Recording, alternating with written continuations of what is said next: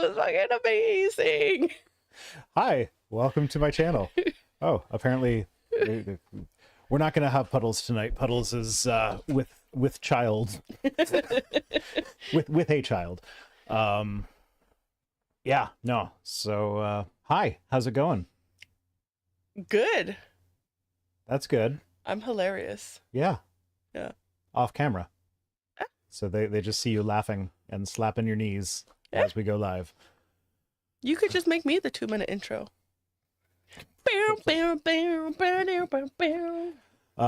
Yeah, so we've had an exciting day. Our kitchen is being remodeled, so it's like all torn to shit, but like the new cabinets are mostly built. We had the police called on us this morning by our neighbor, because he's an asshole. He was yelling and swearing at our children. I didn't know he was yelling at, like, he told me he was blocking them. I didn't know he was like yelling. I didn't know that either. They them. didn't say that. They just said that was one of the reasons why they needed some extra cuddle time tonight when I was supposed to be streaming, was that like that happened and she's been bottling it up all day. And so now she's like, she's not gonna want to take the garbage out anymore, because last time she did something with the garbage, the neighbor started yelling and swearing at her. Wish I'd have known that when the police were here. Yeah, so anyway, if you haven't been following this saga, this is a years-long thing that has involved him spray painting our backyard, him trying to fence off part of our backyard, him telling my mother that he was going to demolish part of our garage while we were on vacation. And yeah, like he was under the impression that he owned part of our backyard, because our property line is kind of weird.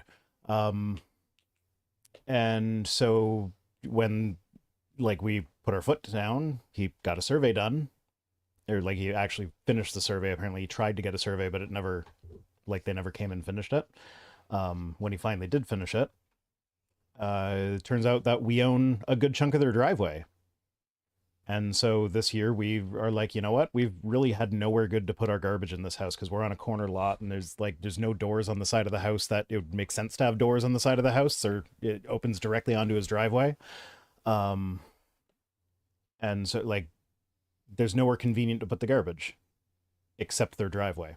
So we're like, you know what? Why do you call it their driveway? It's not their driveway. Yeah, well, It's a paved way between two houses. Yeah, so I've yeah, also year figured out that I can park my car in their driveway. No. On our property, it can fit. It'll go like a little bit on the dirt for the bush. I did have that thought. 100%, I'll be doing that if he's a dick again. Yeah, so we put our garbages on like right up against our house. It's not on their property at all. It's not even close. And he flipped his shit from that. And it's like, this is the guy that felt like he was entitled to walk on my property and spray paint it because he thought he knew where the property line was. And when we confronted him about that, his wife was all like, oh yeah, well, no, he does, like, you know, he works in Toronto, and the way the bylaws work in Toronto, that would be his property if it was Toronto. It's like, okay, but this isn't fucking Toronto. This is Fort Erie. That's not how it works here. And he should learn that before he spray paints someone else's property. And yeah, so there was this whole thing throughout the summer where he would like, he's been doing renovations in his house, and he would like load up a trailer full of garbage, and then he would put it as close to our bins as possible so we couldn't open the doors. And I would move it, and then he would load it up even heavier and put stuff around the wheels, as if I can't just move the stuff away from the wheels, so I would still just move it.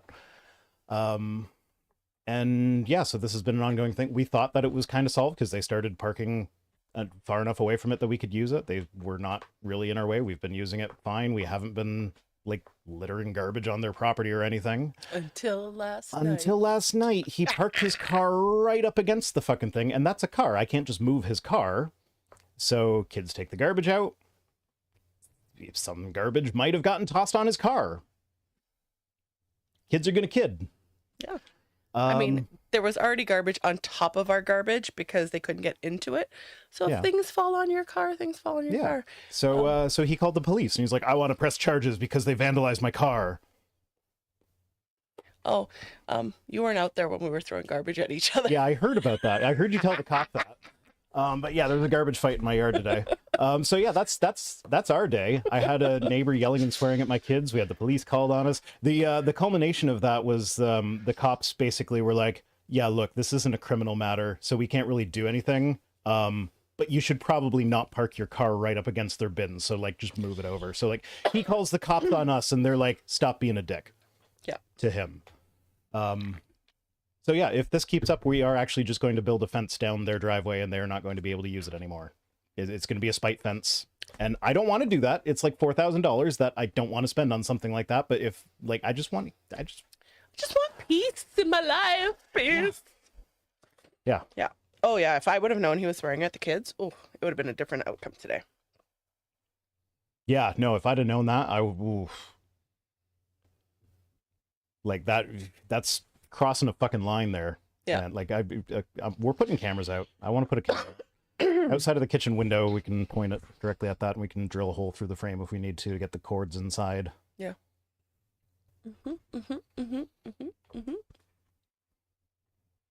Okay. So this chapter is about weeding your garden. Is that a euphemism? That could be a fun euphemism. I'll weed your garden. Yeah, my garden might need some weeding. So it's called What You Plant is What You Grow. She didn't like the what you reap is what you sow. So she tried to be creative. Everyone's so creative. Yeah. What's going on? You're looking at the chat like you want to say something. No, somebody on Stromboli for Wi-Fi says, oh no, I didn't do that. There we go. Build the fence out of thorny rosebush. No, because then we have to take care of it. Not happening. Yeah. No, I want one of those like privacy fences. Like how it works here is you can only have the privacy fence going, I think, to the edge of your house. And then after that, it can only be 3 feet high. So I want the privacy fence as far as possible. And then we can do the little fence to the road. Yeah, so Sanchini is asking, does he have the right of way, though, if that's a thing in Canada? So we have an email from the bylaw office saying that, yes, we are legally allowed to put a fence there. However, if we start building a fence, he will probably take us to court to stop it. Okay. And realistically, a judge probably would be like, no, that's unreasonable. You can't build a fence on a driveway that they need to use. That's their only place to park the car. No, they can take their front yard. Yeah, no, but... that's what we should do. We should take pictures in the winter, because they actually do park on their grass in the front yard in the winter, because they can't park on the road. Yeah, but what I'm saying is a judge would likely also be like, okay, yeah, no, you can't build a fence there. However, that is their property, so you park your car reasonably away from their house. Yeah. And if, like, restraining order sort of thing. Yeah, I don't know if a judge would actually say we couldn't build a fence. It's their property. Yeah, well, I mean, it depends on a lot of things. Anyway, the law is complicated. Back to the book. Gardens. What you grow. Plant a rose bush in their driveway. Sorry, gardens. After Steve and I built our dream home, we hauled in truckloads of rich topsoil and spread it over our rocky ground. I bet it was rocky. Then we planted thousands of tiny grass seeds. After several weeks of watering, slender blades of grass began to push their way through the dirt in search of the sunlight. Hooray for grass. Yeah. This reminds me of like the Da Vinci Code. It took him like 2 pages to explain the guy stepping out of the taxi. Yeah, like it's clearly it's an author trying to be clever that isn't really clever. So like this is her trying to paint a flowery metaphor picture type thing, but it's just like, we planted grass. Yeah. Like, yeah, we know how grass works. It's like the book that I'm reading that I was talking about, like how she is a very talented writer. It's just beautifully written. Every fucking sentence is You might as well tell them what book you're talking about. I don't remember the title. It's the series is called the Orphan's Tales by Victoria. Yeah, you can't talk about a book and not tell people what you're reading. No, sorry, people. Not The Orphan's Tale. The Orphan's Tales, plural.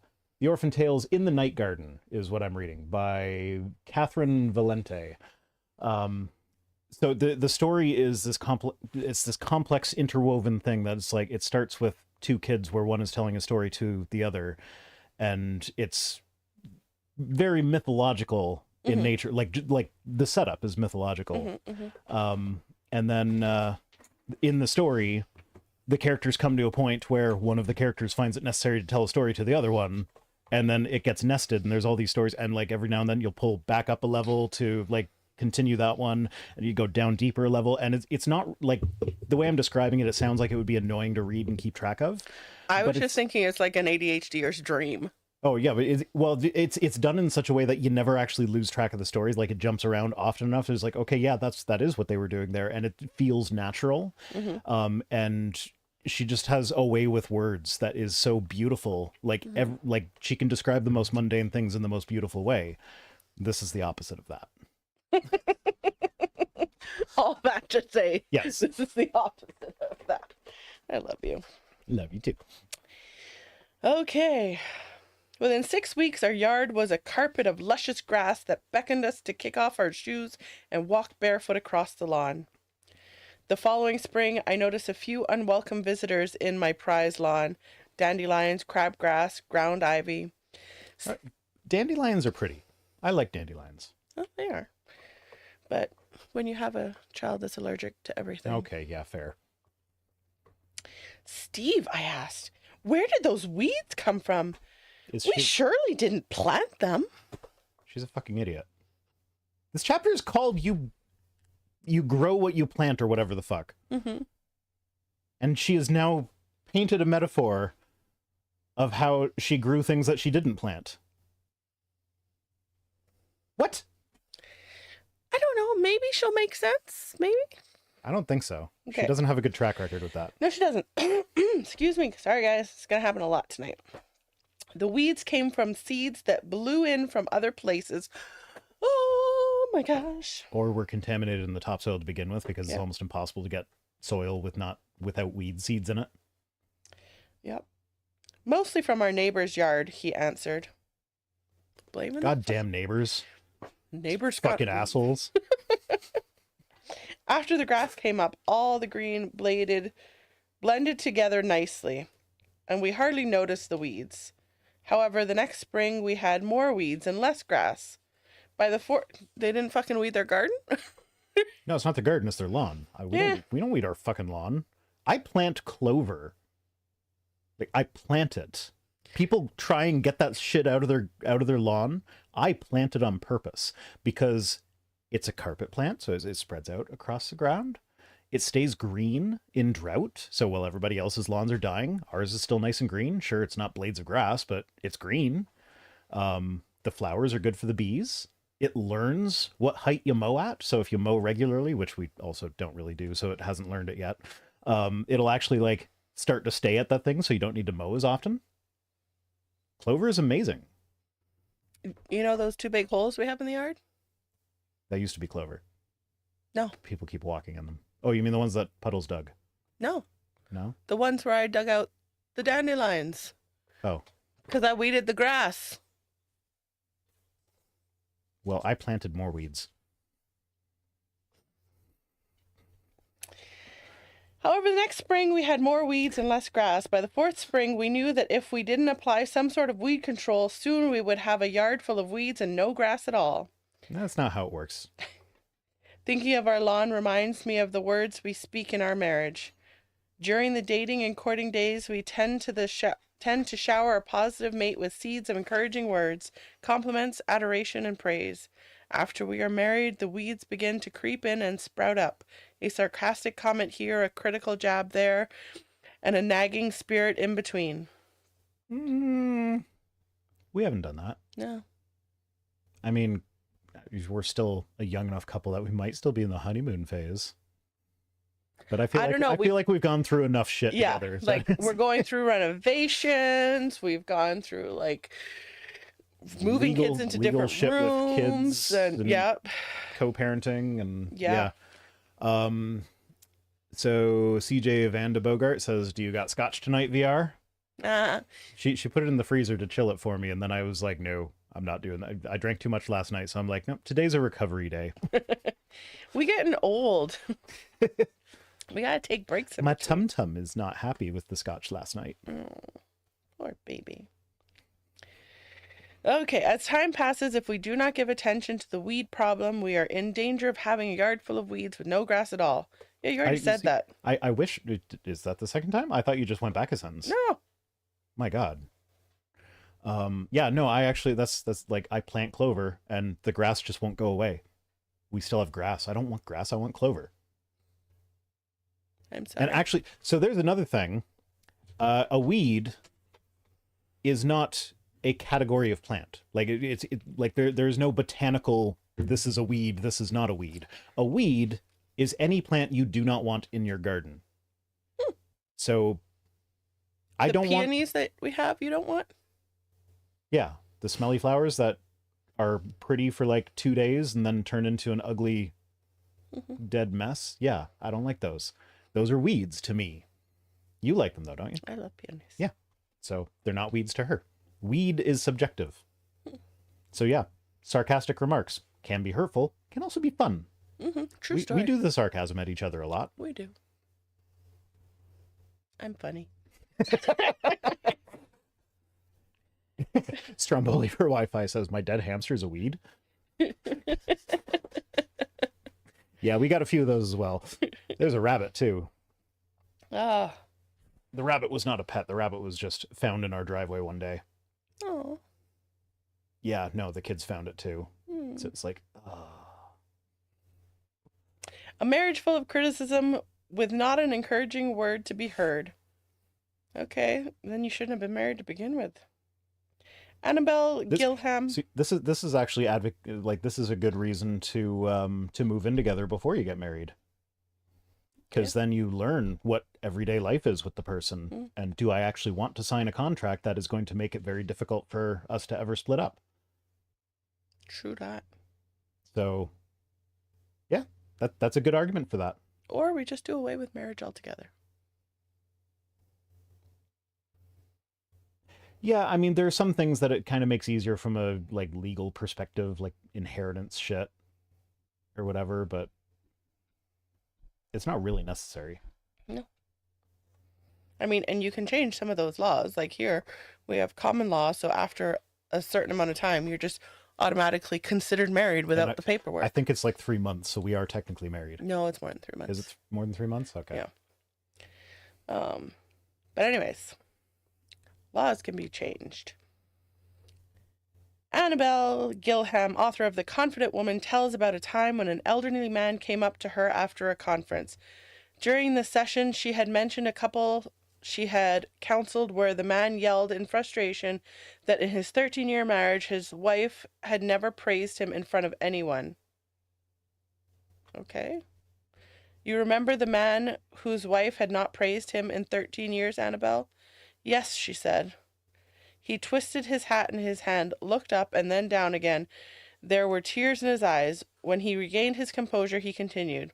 Would you believe 39 years, Annabelle? I beg your pardon, she asked. Yes, 39 long years. What the fuck are we talking about? She doesn't say nice things about him, so he's upset. Therefore, they had a bad marriage. And if she'd just said nice things about him in front of other people, then they would have had a better marriage. Yeah, but Annabelle's a speaker, and this is some random guy that came up to her. Oh, so this is going to be, that was me. Yeah. And you changed our lives when you told my wife to compliment me in front of people or something. She talked to him for quite a while. He told her that his wife had never been content with him, that he had tried to please her but just couldn't seem to meet her standards. Then, as though he were confessing to someone who could forgive him, he told her how he had visited his sister recently for a month alone. His wife chose not to go with him. While he was there, he went to a senior citizens barbecue and sat by a woman who simply listened to him and responded to him with pleasant words and interesting questions. So, is this going to be...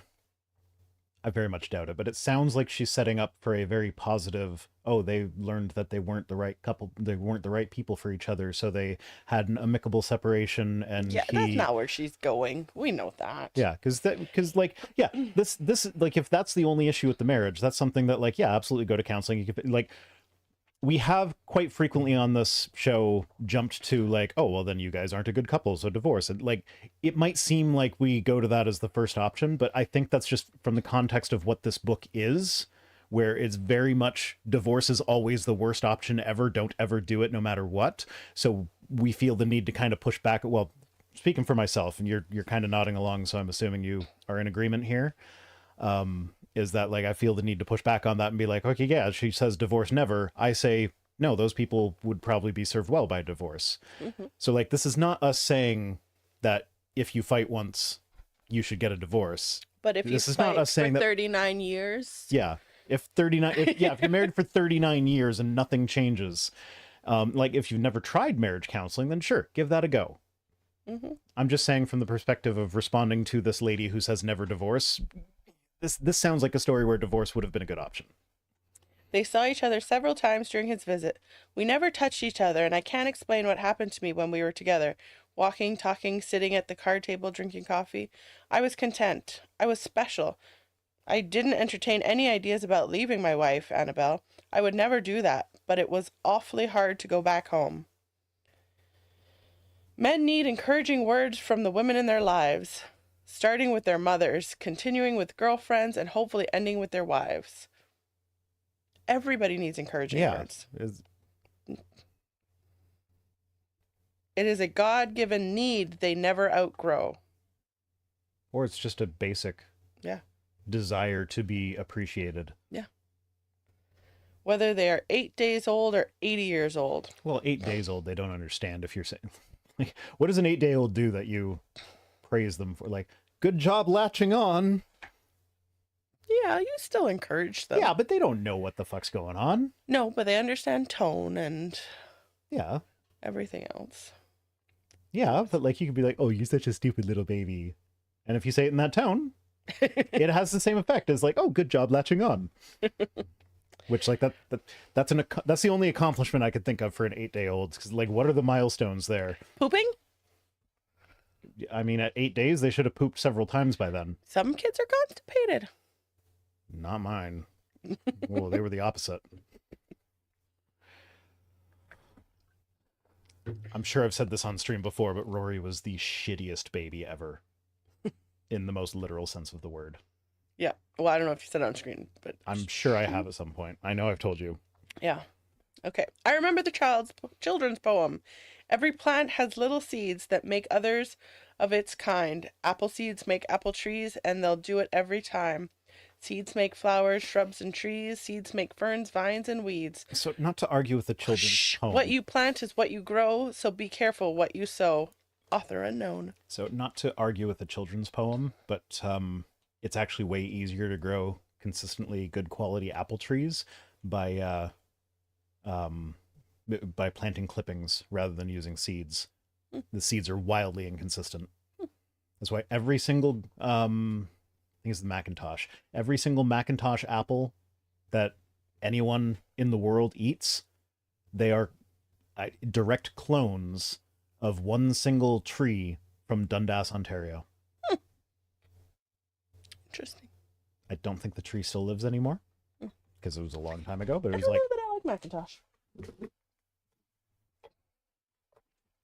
So there.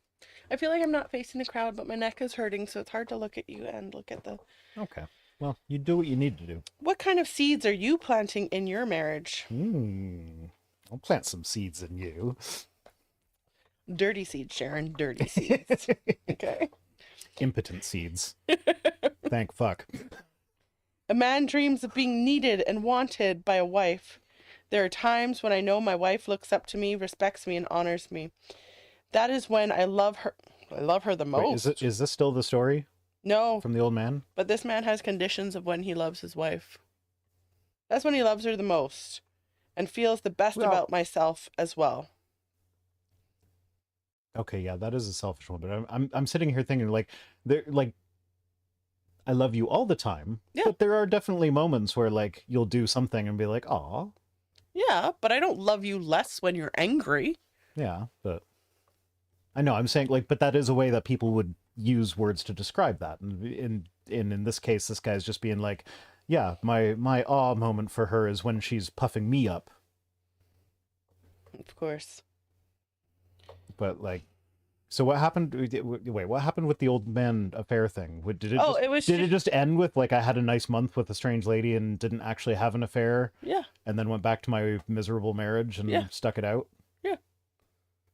It was all to emphasize the fact that you need to encourage your man. But God damn it, that could have been such a nice story if. They got divorced and he went back to the other woman and Then lived happily ever after. in their senior's home playing bingo and taking walks. Yeah, that could have been adorable. But no, he's gone back to a miserable marriage. Mm-hmm. When I feel strong, I am strong. More than any other person in the world, she holds the key to my confidence. Ow. No, you should be confident without her. Like, also, confident can mean different things in different contexts. It's like I was about to make it like it ran through my head. This part of ADHD, my thoughts move so quickly that it's hard to keep track of them sometimes. But like through my head, I feel like I was running through jokes that I could make and be like, well, I'm confident in my masculinity. That's why I'm not afraid of doing things that are viewed as traditionally feminine, because I don't fucking care what other people think. And as far as I'm concerned, like that is like confidence in your masculinity. Like that is what makes someone masculine, is not like doing the right thing regardless of what other people are thinking about it. And sometimes the right thing is putting on a pink fluffy shirt to.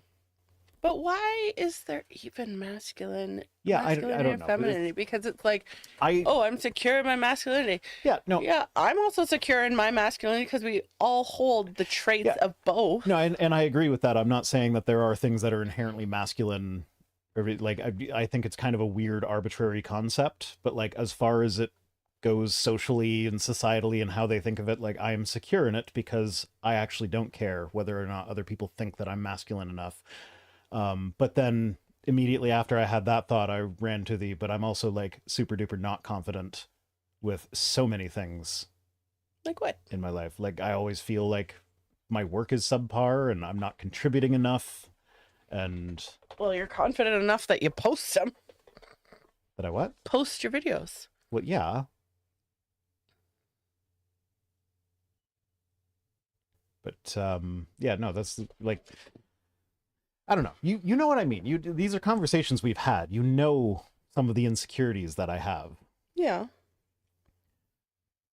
And so you're like there's so beautiful and I love you. I know, but that's where I'm getting with the like confidence can mean different things in different contexts. I guess. But I don't understand why someone else should hold the key. Beep beep beep. Beep beep beep beep. Somebody beep me. Anonymous, tip $2. I wonder if there was a message with that. Every time you say anonymous tipped whatever anonymous says, I always think anonymous is actually their name and not just a random person who doesn't want to be known. Did not want to be. Yeah. Okay. For whatever reason, I don't have the activity feed up. Well, maybe I can. Breaking up fallow ground. Let's follow. Fallow? Fallow. It is like. I never need a dictionary. Fallow ground is like somewhere that you like where you plant stuff and it won't grow. Oh, like our front yard. Yeah. That's a really good example, actually.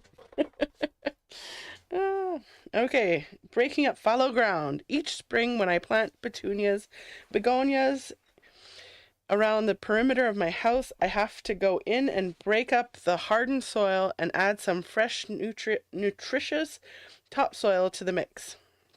If I try to plant the tiny seeds into the hardened soil, they will have difficulty pushing their hair-like roots through the dirt in order to grow.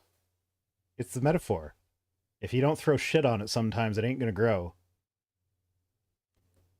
That's a good lesson, right?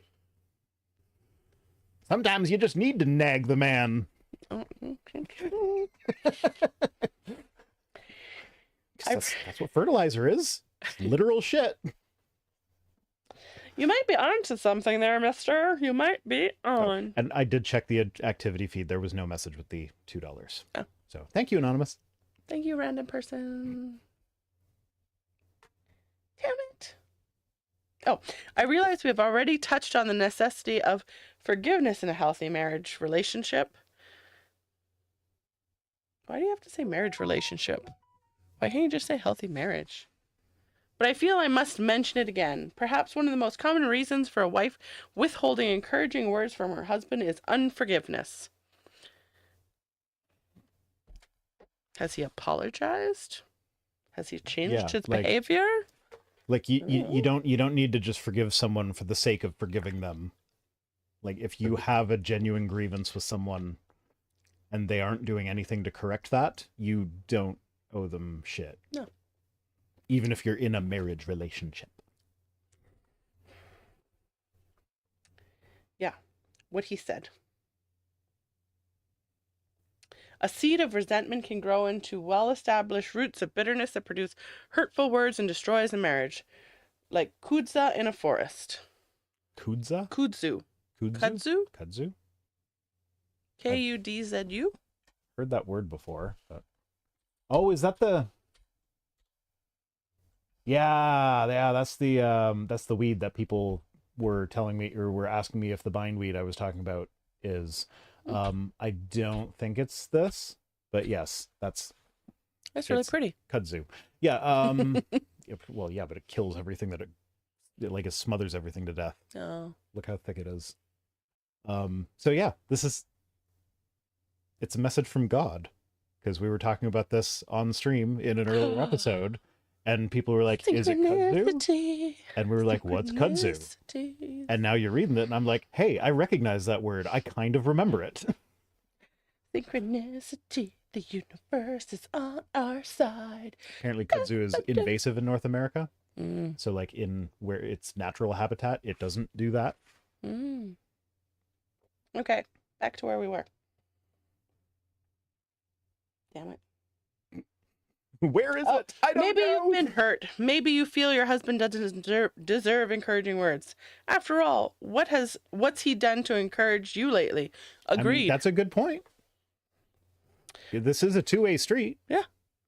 Like, I can't expect you to be amazing for me if I'm not also going to be amazing for you. True that. Which is why I so often like, oh, she's amazing and I'm not worthy. Whatever. Stop it, you stupid head. That was a bitter seed of whatever the fuck she said. A young lady went to Florence with a tale of hostility towards her husband. As she poured out all his misdeeds, they seemed so trivial that Florence asked... I forgot that Florence was a person, and so I'm like picturing Florence, Italy. I was too. Like she flew to Florence and was just like in the town square going like, my husband sucks. It's like, what the fuck? Asked her when her feelings of hatred had started. She replied quickly, I was mad at him before we even got married. Hey, I know how you could have solved that beforehand. Oh.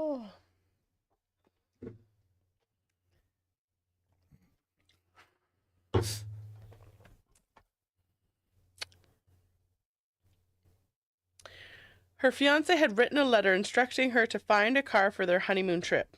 She had answered that it was his responsibility to provide transportation, and besides, his family had 3 cars while hers only had 1. That feels like they were both being dicks. Like he's just like, you need to find a car. And then she was like, no, that's your job. Like, okay, how about we work together? Yeah, I feel like it was before this that the incident happened. This is not it. You're already in it at this point. Yeah. He made it clear, if you want to marry me, you had better find a car. She found a car, but she vowed she would never forget his injustice. That's such a, like, okay. Yeah, that's a stupid thing to have a fight over. But, like, I feel like that's indicative of deeper problems in the relationship. Yeah, they were already in it at that point. Like, in it to win it. No, they weren't.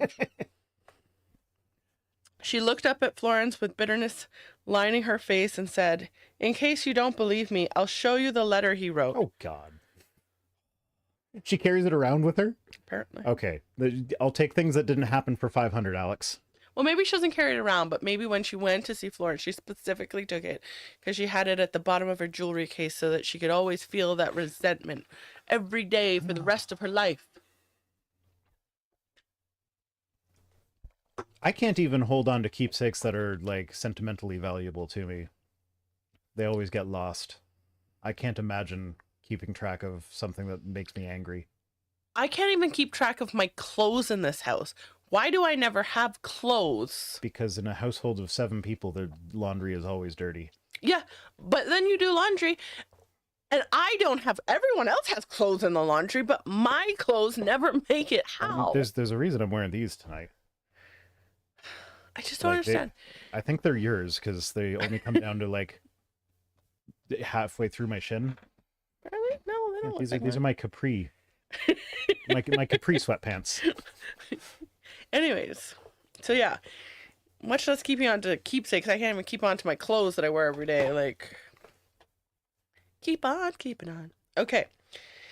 She looked up at Florence with bitterness lining her face and said, "In case you don't believe me, I'll show you the letter he wrote." She reached into her handbag and pulled out a worn and tattered envelope that had moved from bag to bag for 10 years. As she handed it to her, she said, "I always carry it with me so I won't forget." See? I'll take things that didn't happen for 500, Alex. Like, no, you should, like, if you're that hurt over this, why did you even marry him? yeah. Why not have a conversation about it? Like, Yeah. is this...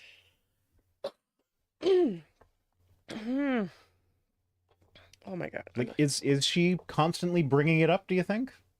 Like, is this a thing where they, like, sit down to dinner and be like, "Can you pass the salt?" And like, "You mean you want me to arrange for you to have the salt? Like you had me I don't know arrange if that's car?" an everyday thing, but I could see that happening like once in a while if Sharon's actually writing accurately portraying.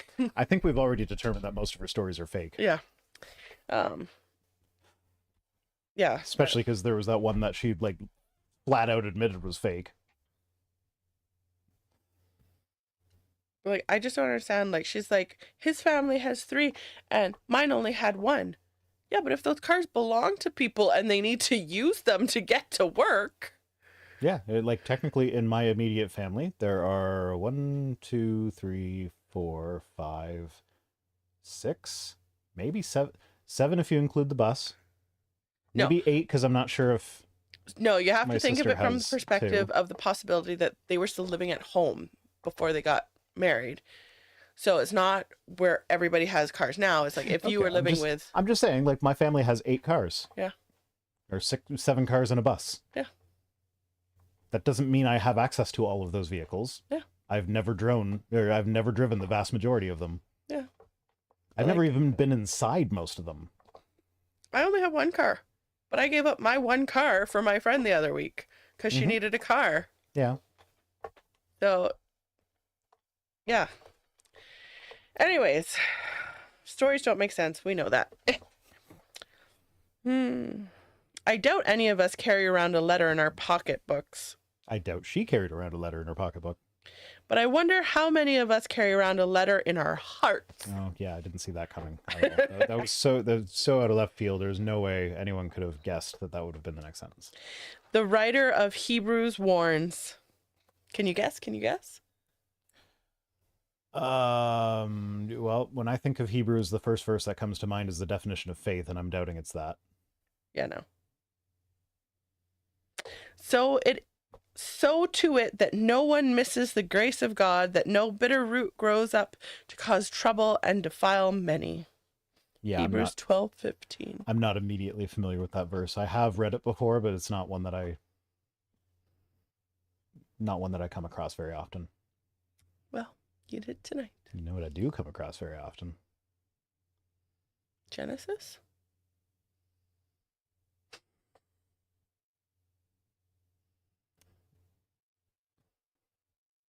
Stream's over. Good night, everybody.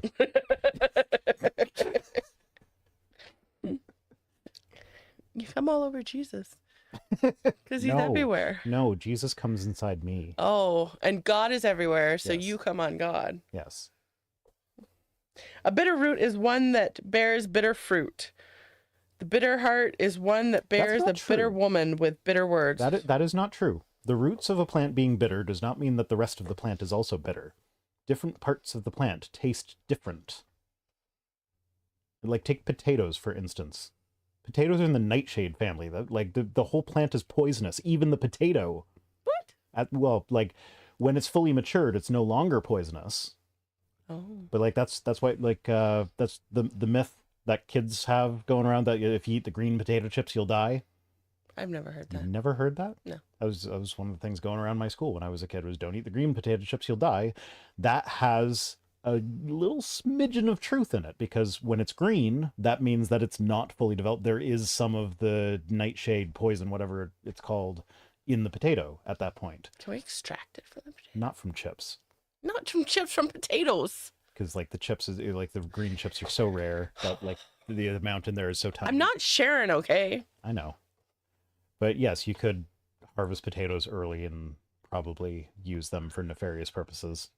Or just use the other parts of the plant, because it's a nightshade plant. Okay. Anyway, if my knowledge of botany was better, I'm sure I could come up with something where the root is bitter, but the plant itself is sweet. Licorice. I don't know. I just, like, literally said anything. And I was sitting here like, I think licorice is a root, is it not? Like, maybe? Isn't it the same root that they made sarsaparilla out of? I don't know. But then maybe if the root is sweet, is the plant bitter? Maybe. Licorice ain't sweet. Okay, maybe it's sweet, but it's gross sweet. No good tree bears bad fruit. Wait, no good tree bears bad fruit? Mm-hmm. Has she never Been on a farm? Has she never planted any sort of food-producing plant? You don't even have to plant it. You just have to walk by it on the street. Okay. We used to grow a lot of our own produce at this house. Those gardens have been replaced by a hedge because hedges are much less difficult to take care of.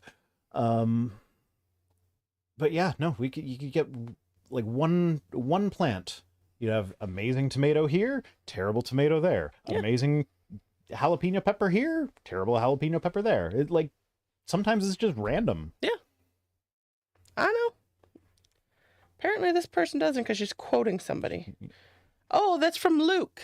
That's what Luke said. Oh, so Luke doesn't know how gardens work. The Bible's wrong about gardening. Surprise, surprise. The book that has the all-knowing God of the universe not understand that fig trees won't produce figs out of season, so he gets mad and curses the tree to death. Doesn't know how gardens work. Color me shocked. Sorry, that one's actually in Mark. I don't know if Luke has the cursing of the fig tree. I know Matthew and Mark both do. And in Mark, it's actually this kind of intricate literary device where the author of Mark was like bracketing the story in a significant way, and then Matthew broke it by breaking the brackets and not really getting the point of the story, so he made it happen all at once. Instead, like in Mark, Jesus goes to the fig tree, sees there's no things, gets angry, goes to the temple, gets angry at them, the money changers at the temple, overturns the tables, and then on his way out from the temple, he's like, here's that fig tree. I curse it to death. It's dead now. And here's the lesson that we can learn from that. Just like, you know, the temple, I just overturned the tables in the temple. It's no longer the season for sacrifices in the temple. It's no longer the season for figs. And there was a whole point to that. Matthew didn't get the point. He had him do it all at once without the lesson of, like, without the parallel with him going and overturning the tables in the temple. Matthew was just like, no, Jesus cursed the fig tree. Why would he come back to a fucking fig tree that he was already angry at on his way out of the temple? Like, he already was angry at it, so I'll just have him do it all at once. That's your biblical literature lesson for the day. No good tree bears bad fruit, nor does a bad tree bear good fruit. That one is usually true. I'm sure you can find, like, the occasional nice fruit on a bad tree. But, like... What makes something a bad tree? I mean, if it grows a bad kind of fruit, like crab apples. You don't want crab apples. People not eat crab apples? They're just kind of gross, bitter. You can eat them. I'm pretty sure I've seen things that, like, people eat crab apples. Do people not eat crab apples? I mean, Not really. But like, yeah, no, yeah, I'm sure. Like, yeah, you can have trees that produce mostly bad fruit that do occasionally get a good one. But like, if your tree is sick, then it's probably not doing well in the fruit department. Stromboli for Wi-Fi says you make jam of crab apples. Crab apple jam. I'm like, I know people eat it. Okay. Each tree is recognized by its own fruit. People do not pick figs from thorn bushes or grapes from briars. The good man brings good things out of the good stored up in his heart, and the evil man brings evil things out of the evil stored in his heart. For out of the overflow of his heart, his mouth speaks. Fuck! That's what's in my heart most days. Yeah, no, as with a lot of things in the Bible, this is oversimplified to the point of error. Where like it's just this black and white. Everything's either perfectly good or perfectly bad. No good thing does a bad thing. No bad thing does a good thing. There's actually a verse in the Bible that says people who don't believe in God do not do any good. There's not one who does good. So, and that's actually one of the reasons why Christians have to hold on to that whole everybody believes in God deep down in their hearts thing, because otherwise they have to admit that the Bible is clearly wrong, because there are people that say, I don't believe in God, who do good things. So then, if they believe that deep down I believe in God, then everyone's just going to heaven. Well, no, because you have enough knowledge of God to bring yourself to a condemning knowledge, but you do not have enough for a saving knowledge. What the fuck's the difference? I don't know. Ask the fucking apologists. You know that God exists, but you don't know that Jesus died for your sins, and you have to know that Jesus died for your sins, and somehow it's your fault if you've never heard of that before. Okay, but I've heard of that. I know you have, but like... So I'm going to heaven. Yeah, but you don't believe that Jesus died for your sins. You do believe in God, deep down. Yeah. But you have chosen to reject the Jesus thing by not being a Christian. Yeah, but the Bible doesn't say I have to be a Christian. Well, no, that's because Christianity didn't exist when Exactly. the Bible was written, but Exactly. it does say you have to believe that Jesus died for your sins. Oh. It's very explicit about that. Damn it. Trying to sneak my way in somehow. What determines the tree? The fruit. Bitter or sweet? What? I don't know. Wait, can I see how that's written? Where are we? Right after Luke. It says, what determines the tree, question mark, the fruit, dash, bitter or sweet? No. Like, does she think that having good fruit on a tree makes that tree healthy? I don't know what she's trying to say. Or is she saying that's how you determine if a tree is good or bad?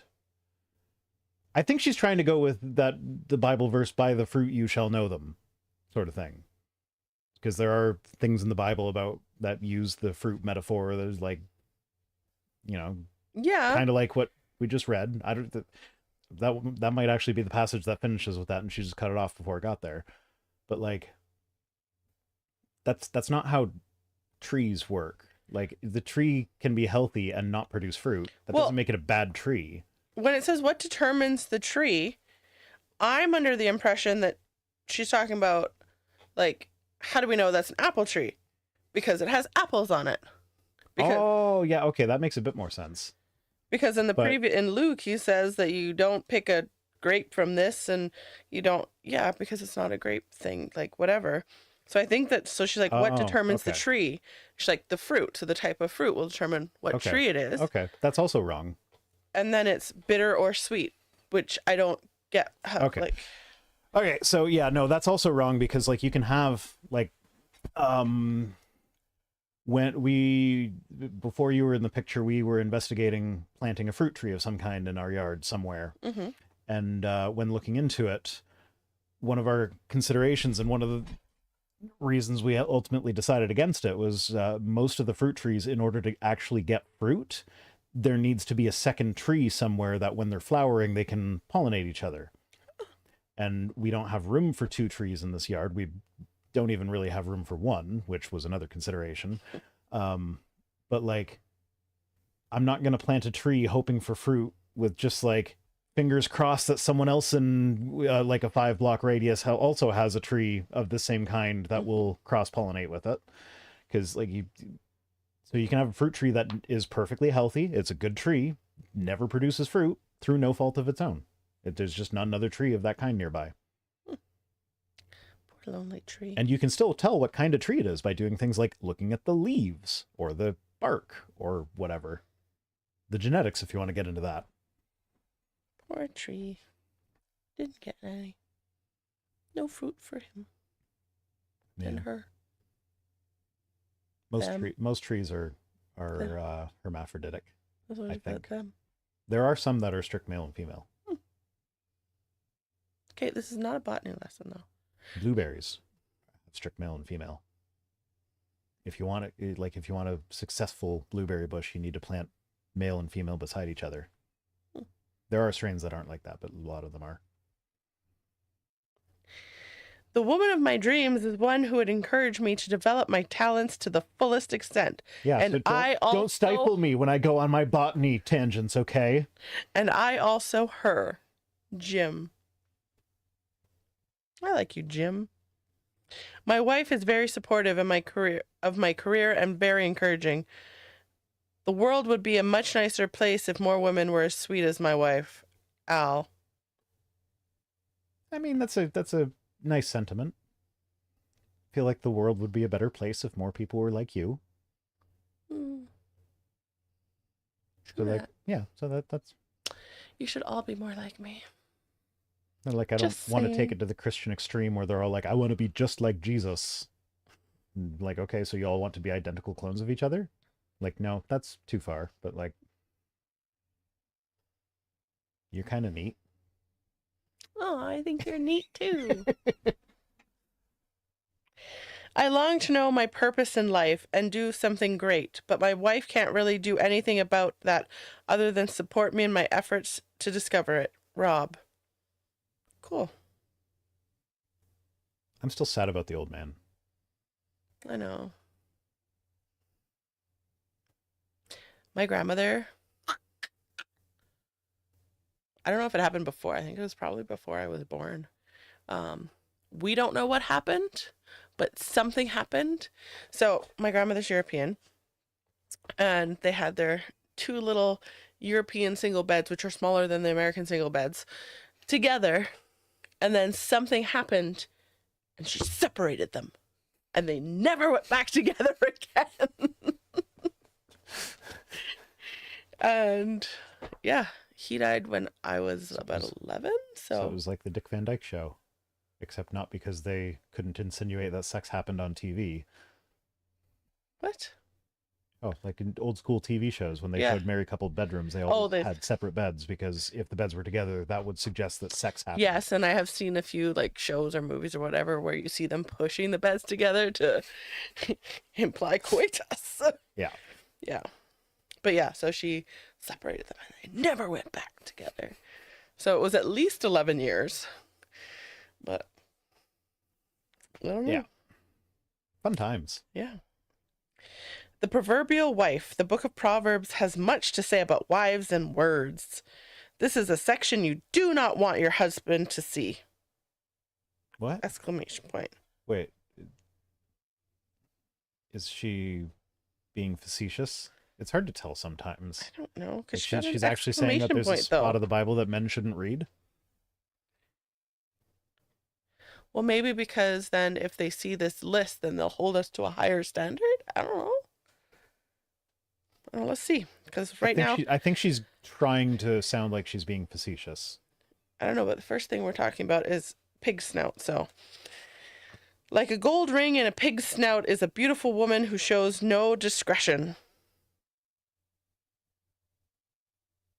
Don't be a whore. I think, is what that's going for.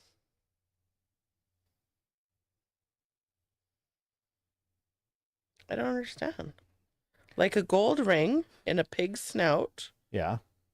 So I think that's along the same lines as like, or maybe it's not about sleeping around. Maybe it's about, a high class woman going with,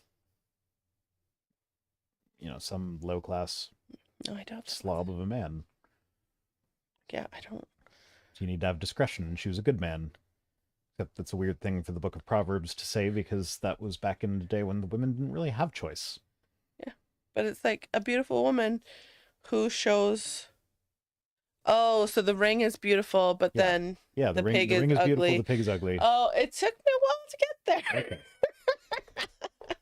It took me a while to get there. Oh, okay, so the woman's beautiful, but what she's doing is ugly. I get it now. Okay. A quarrelsome wife is like a constant dripping. So then just fix the plumbing like she asked. I was going to say pleasant to listen to. It can be, but Depends on the type of dripping. Yeah. Yeah. Because like when I hear this, the drip in the soda cans, like I'm like, ugh! It drives me fucking nuts. You haven't really had that issue recently. No, Maybe our house is just too loud. I don't know. But that shit drives me nuts. Okay. Better to live on a corner of the roof than share a house with a quarrelsome wife. Okay, so that's the ancient Israel version of sleep on the couch. Okay. I agree. If she's angry at you, you should sleep on the couch. See? So here's Oh my gosh, sorry. I have to like, Is there a list of 25 things? no, I need to make a new sticker. Oh. If your wife is angry and you haven't apologized, sleep on the couch. No, I need like a paper. Oh. I'll remember it. A paper. Here you go.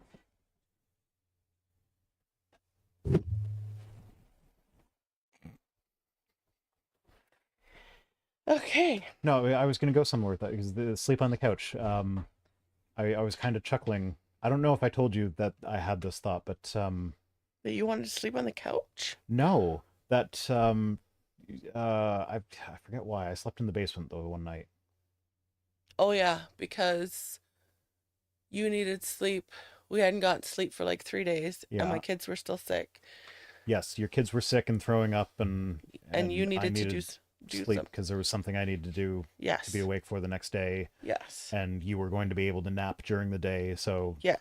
I remember kind of chuckling at the fact that like I'm laying in bed trying to go to sleep and being like, my partner is so thoughtful letting me sleep on the couch.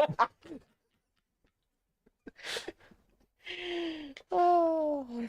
I thought Know about, your I'm not place. sure if I tweeted that, but I would like thought about tweeting out being like, I'm on the couch tonight. My partner's amazing. Know your place. Better to live in a desert than with a quarrelsome and ill-tempered wife. I feel like that's just a repeat of the last one, except a little bit more extreme.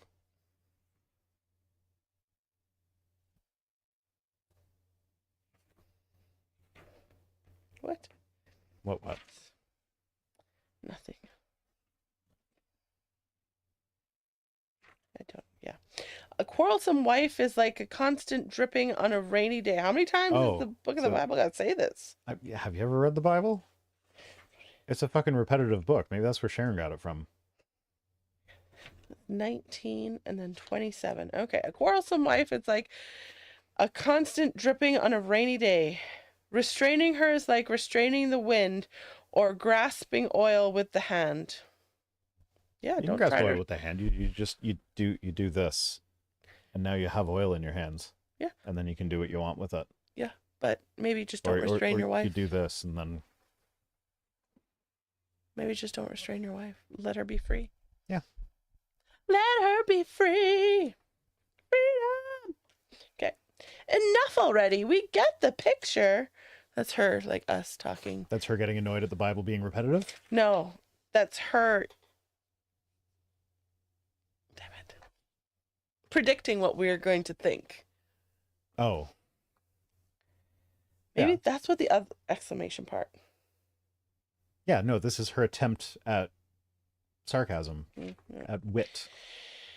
Oh, you definitely don't want to read these parts where the Bible says that or like uppity women are bad, Yeah. because then you might want to like restrain your woman to make her not uppity. No, it says don't restrain. No, it says she's hard to restrain, Well, true. not don't. True. That is true. You're supposed to be Damn it. trying. Ah. On a more positive note, King Lemuel's mother described the type of woman she hoped for her son would one day marry. A wife of noble character who can find. She is, Yeah, this is Proverbs 31 again. yeah, she is worth far more than rubies. Blah blah blah. Blah Her blah. husband has full confidence in her and lacks nothing of This value. is the businesswoman. Oh, is it? She Yeah. brings him good, not harm, all the days of her life. Her children arise and call her blessed. Her husband also, and he praises her. Ooh, he praises her. Many women do noble things, but you surpass them all. Oh, look at those words of encouragement and praise from husband to wife. Yeah, it's almost like it goes both ways. Can you imagine? Yeah. Let's go back to the passage of scripture we've already visited. Ephesians 5:33. I mean, we've already visited all of these scriptures before, like Proverbs 31. We've seen that before. That was the one where you were like, this book of the Bible is telling the woman to go out and start her own business. Yeah. We've seen the quarrelsome wife bits before in previous book. Like, she's just going back to like the Bible's a big book, and it's amusing how few verses Christians go back to for the actual what are quote unquote the good stuff. And as we're seeing here, the good stuff ain't really all that good. I mean, he did say to praise your wife. Yeah, but like, I mean, we got a little bit. my point is the we got some crumbs. The book is like 1,400 pages long, and there's like 2 chapters total if you add up all the stuff that they quote regularly. We've already spent some time discussing a man's need for respect, but let's look at this verse in the Amplified version of the Bible. Why do you have to switch versions of the Bible?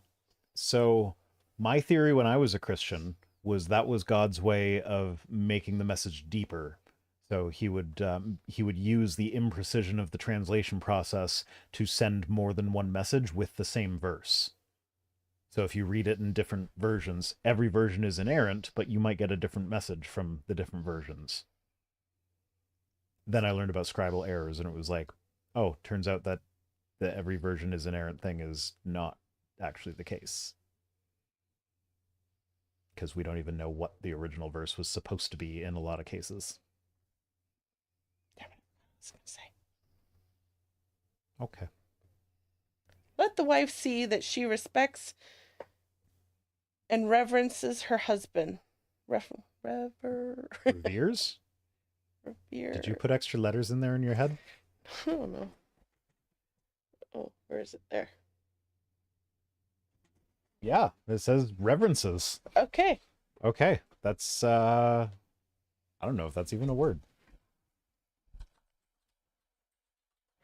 That she notices him, regards him, honors him, prefers him, and esteems him, and that she defers to him, praises him, and loves and admires him exceedingly. Yeah, apparently, I would think revered would be the word we would use there, but it's a real word. Huh. Yeah, okay. I love how she's like, let's look at the whatever version to get this very detailed explanation of what a woman's supposed to do for her husband.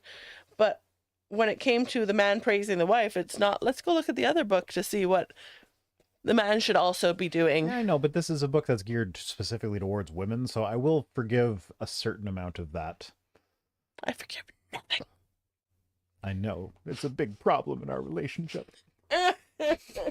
You hold all the you've got that letter I wrote you that was just a little tiny bit meaner than I meant to be in your pocket right now. I don't even remember that. What? I'm referencing that stupid story from earlier that didn't actually happen, where she carries around the letter from her. Oh, I thought you actually wrote me a note.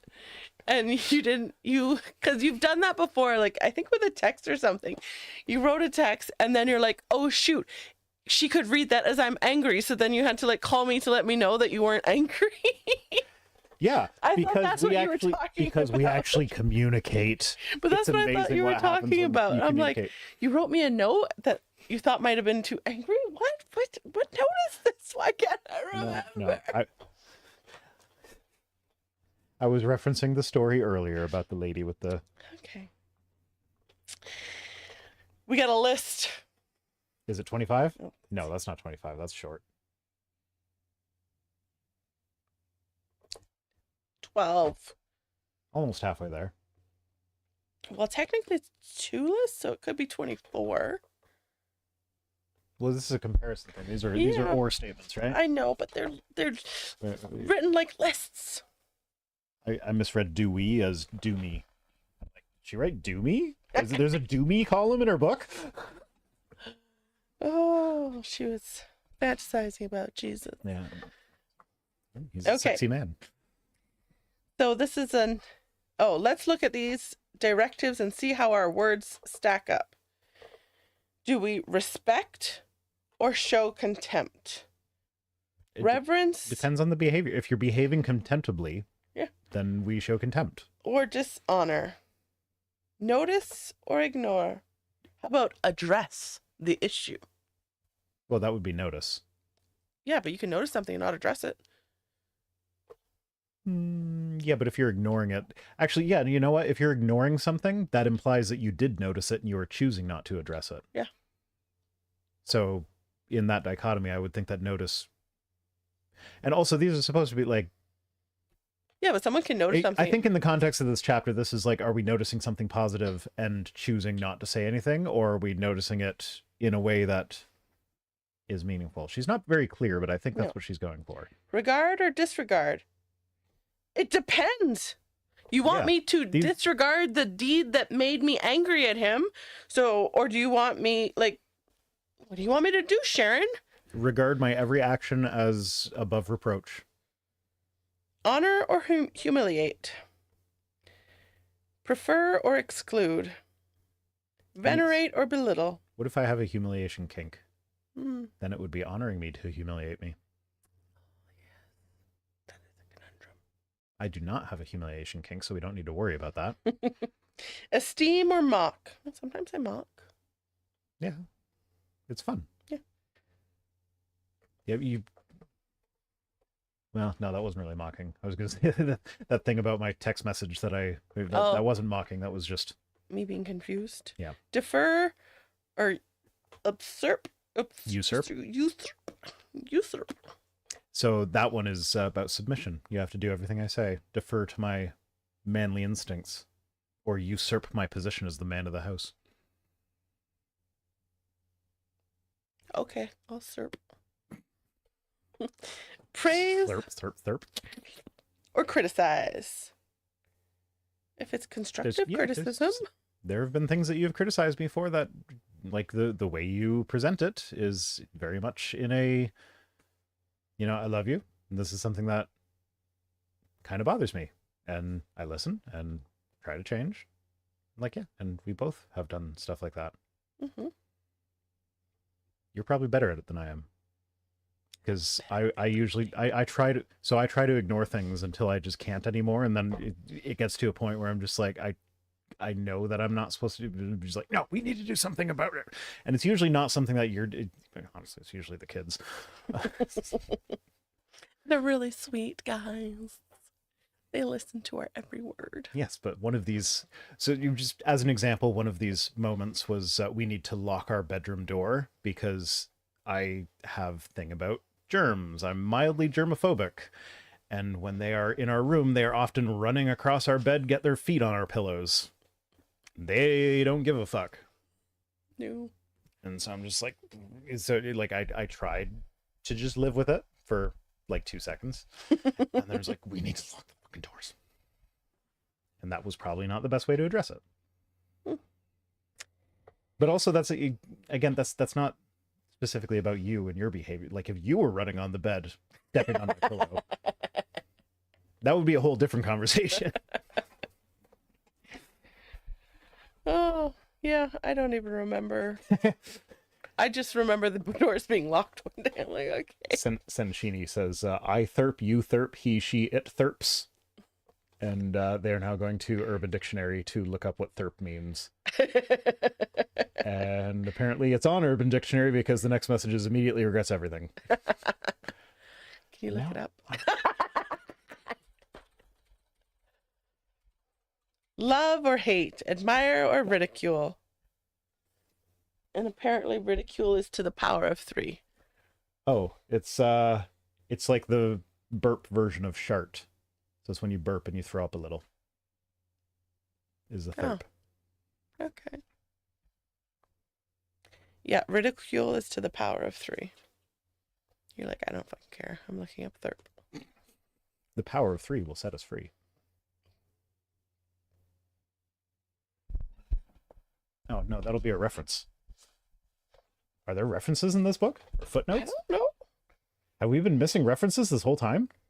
Lessons. Here's the study guide. Oh, notes. Oh, there are references and like footnotes. I'm like, that's the notes. first time I've noticed. Okay, what chapter are we on? 24? Like, clearly that is the first time I noticed it, because that's even 3 of this chapter. Yeah. Well, we all know you have issues reading. See there, Sharon Janus, A Woman's Secret to a Balanced Life. So wait. She referenced ridicule. Oh, maybe she's referencing the list. So this whole list she pulled from another one of her books, and she felt the need to reference that. Oh. This isn't a good enough list to warrant that.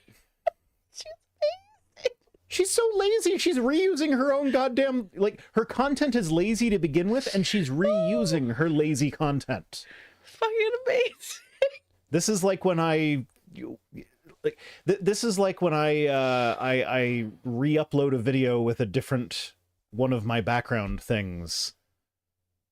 Except I have reason for that, because it's usually because the original got copyright claimed because of the background that I used. So I remove that and re-upload it. And it's like one of those things where it's like, yeah, that technically boosted my income a little bit. That was a nice little boost that I didn't have to do any meaningful work for. But I actually had a reason for that. But like, what is the reason for pulling this from her other work? I don't know. It's not like it's good. This is chapter 24. Justice says, be better, Sharon, you suck. But that makes no sense. Oh, Mark Ferncop says the power of 3, aka the invasion of the tiny black cubes. You don't get that reference because you don't watch Doctor Who. Mm-hmm. That was a fun episode where the Doctor had to sit still for a bit. And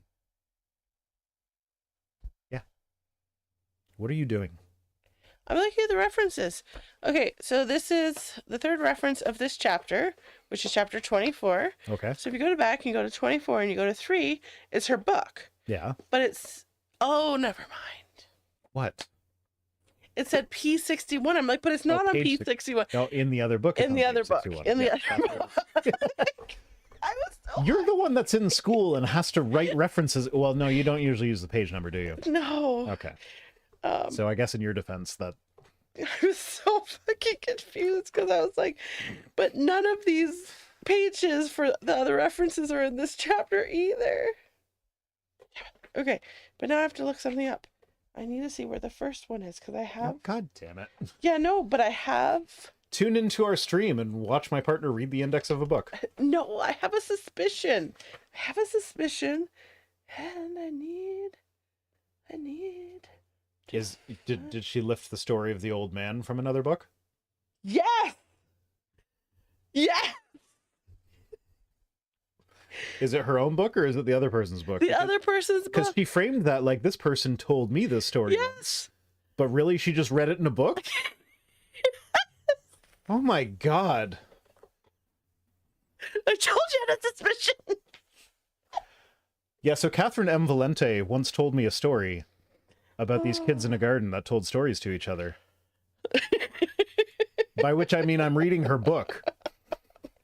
This is fucking Oh, amazing. God damn it, Sharon.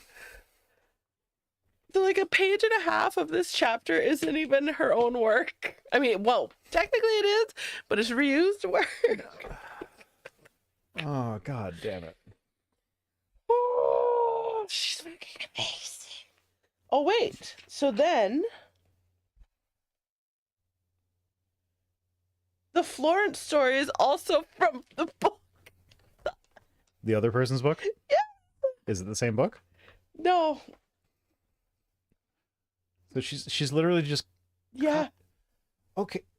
So at the beginning of this book, she framed it as though this book was written based almost entirely off the results. I thirped a bit. I didn't actually. I just learned a new word, so I got to... So at the beginning of this book, she framed it as though this was based on a survey that she had conducted. What? Don't you remember that? Like, this whole thing was like, I surveyed a bunch of men to see what they wanted about... Oh, the book. I was thinking the chapter. I'm like, what the... No, this whole book Yeah. is supposed to be, I surveyed men to see what they want in a woman, and this book is a result of that survey. Yeah. And I've included some stories from these men Yeah. in the thing. That's where I thought these stories were supposed to have come from. But she's just lifting them from other people's books. Yeah. And then saying that, like, oh yeah, no, this person told me in conversation, and by conversation I mean I read it in their book. My God, Sharon. She's Ooh. Dark Excalibur 42 says, just joined, are we doing a plagiarism stream? Well, we weren't intending on doing a plagiarism stream. I mean, she technically cited her sources. Yeah, it's not technically I mean, she did it in the most, like, obscure way that nobody's gonna check. So, like, this is... You haven't watched the 4-hour H-Bomber Guy video. No, I have not. And you never will. Probably Because not. it's a 4-hour video. Exactly. It's very fun, though. In H-Bomber Guy's way. You don't know who that even is, do you? No. No. I heard you talking about him on stream last night, I think. Yeah, so he's pretty amazing, but he does video essays, and they're very thorough and in-depth. He has a 3-hour video on the Roblox oof sound. Okay. And it's actually fascinating. Okay. And I know that doesn't sound, but, like... Not one bit? Yeah, but so he recently did the video on plagiarism, which is, like, it's 4 hours long, and it's all about, like, YouTubers who got famous passing stuff off as their own work, but it turned out they were just plagiarizing. And one of them in particular, Illuminati, her method of doing that was she would just, like she would phase in and out between, like, showing footage from a documentary and the people actually saying things, and just quoting the documentary almost word for word, but as if it was her own thought. And then when people called her on it, she'd just be like, I credited the documentary. This is kind of like that, where it's like, yeah, technically she's crediting them, but how many people actually, like, every time they get to a footnote or an endnote, they actually, like, turn to the back of the book like you just did and read where that came from? Yeah. No. Like, we're 3/4 of the way through the book, and this is the first chapter where we've even noticed that there are footnotes. Mm-hmm.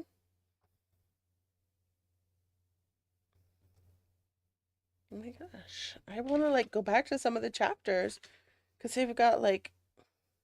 Yeah, no, every single fucking story that we've been saying she's been making up has been someone else making it up and her copying them. Or maybe the stories actually make sense in their context in the other books. Yeah. How did you do, Sharon? How did you do? She's so horrible. Every time we learn something new about her, it's just the worst. Well, that's the next line of the book. That it's the worst? No, how did you do? We did better than you did, Sharon. Is there room for improvement? I like what Robert Louis Stevenson said. Make the most of the best and the least of the worst. Why are these people so impressed by banalities like that? Like, hey, good things are good and bad things are bad. That's deep, yo. Oh. Yeah, okay, people in the chat are saying footnotes change everything. Yeah, that's what we mean. It's not technically plagiarism. I mean, yes, Illuminati is Blair, was worse because she was actively trying to pass things off. But no, because she's actively trying to pass things off as her own as well. She's like, this person came up to me and said in conversation one day, and then it turns out that this conversation is actually just lifted from another book. Yeah. So I want to say this is along the same lines as that.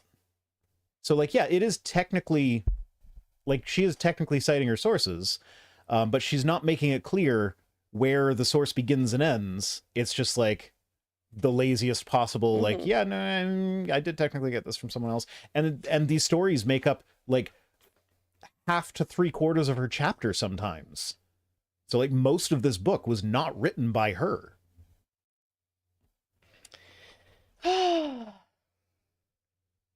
What a wonderful adage when it comes to the words of a woman to her man. And Dark Excalibur says it sounds like she's presenting the material in very misleading context. Yeah, that's our problem with it here, because we thought that these were, like, we were supposed to believe that these were stories that happened to her. Remember Don and Jonah in section 1? Yeah, whose book are they from? I talked to Don about how Jonah's hurtful words affected him as a man.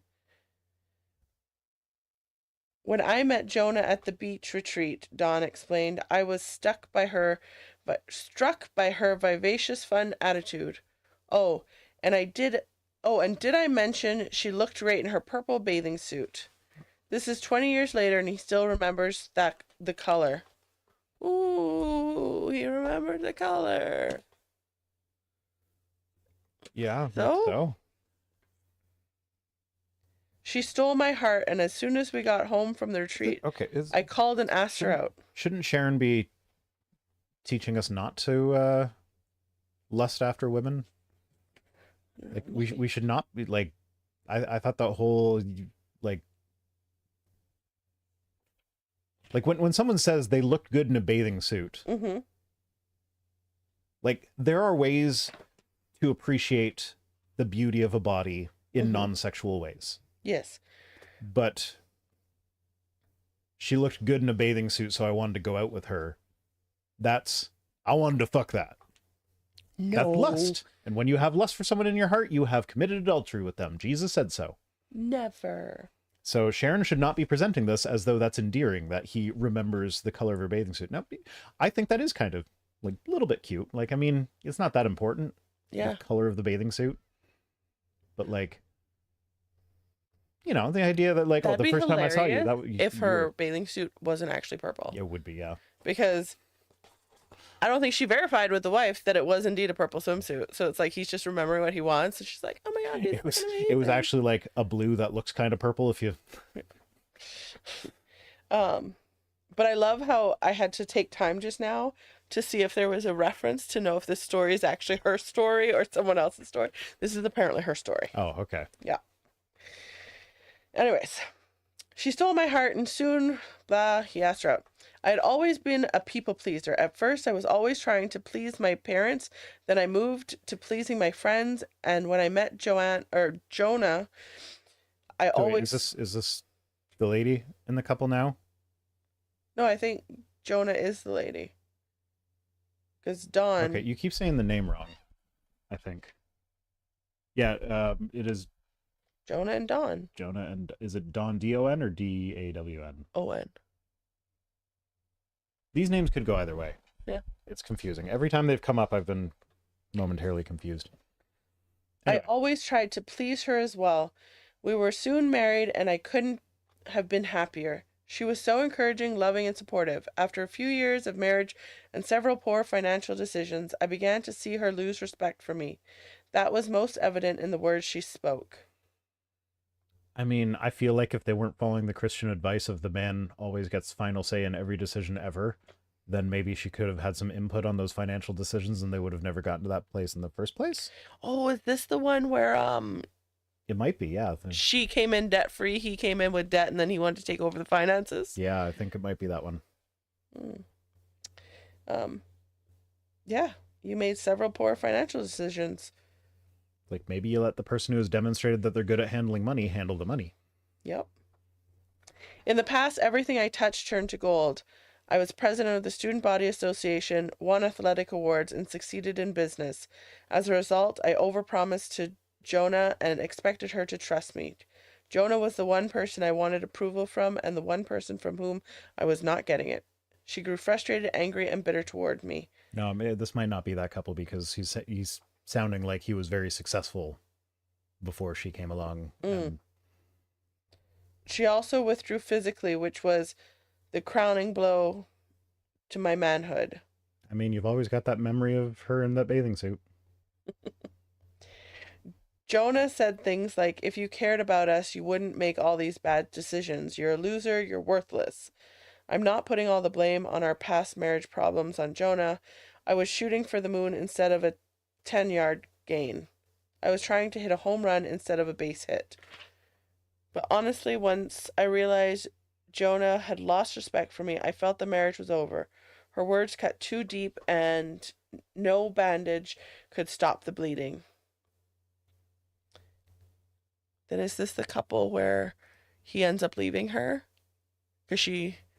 Yeah, he left her and then they got back together after 10 years? Yeah.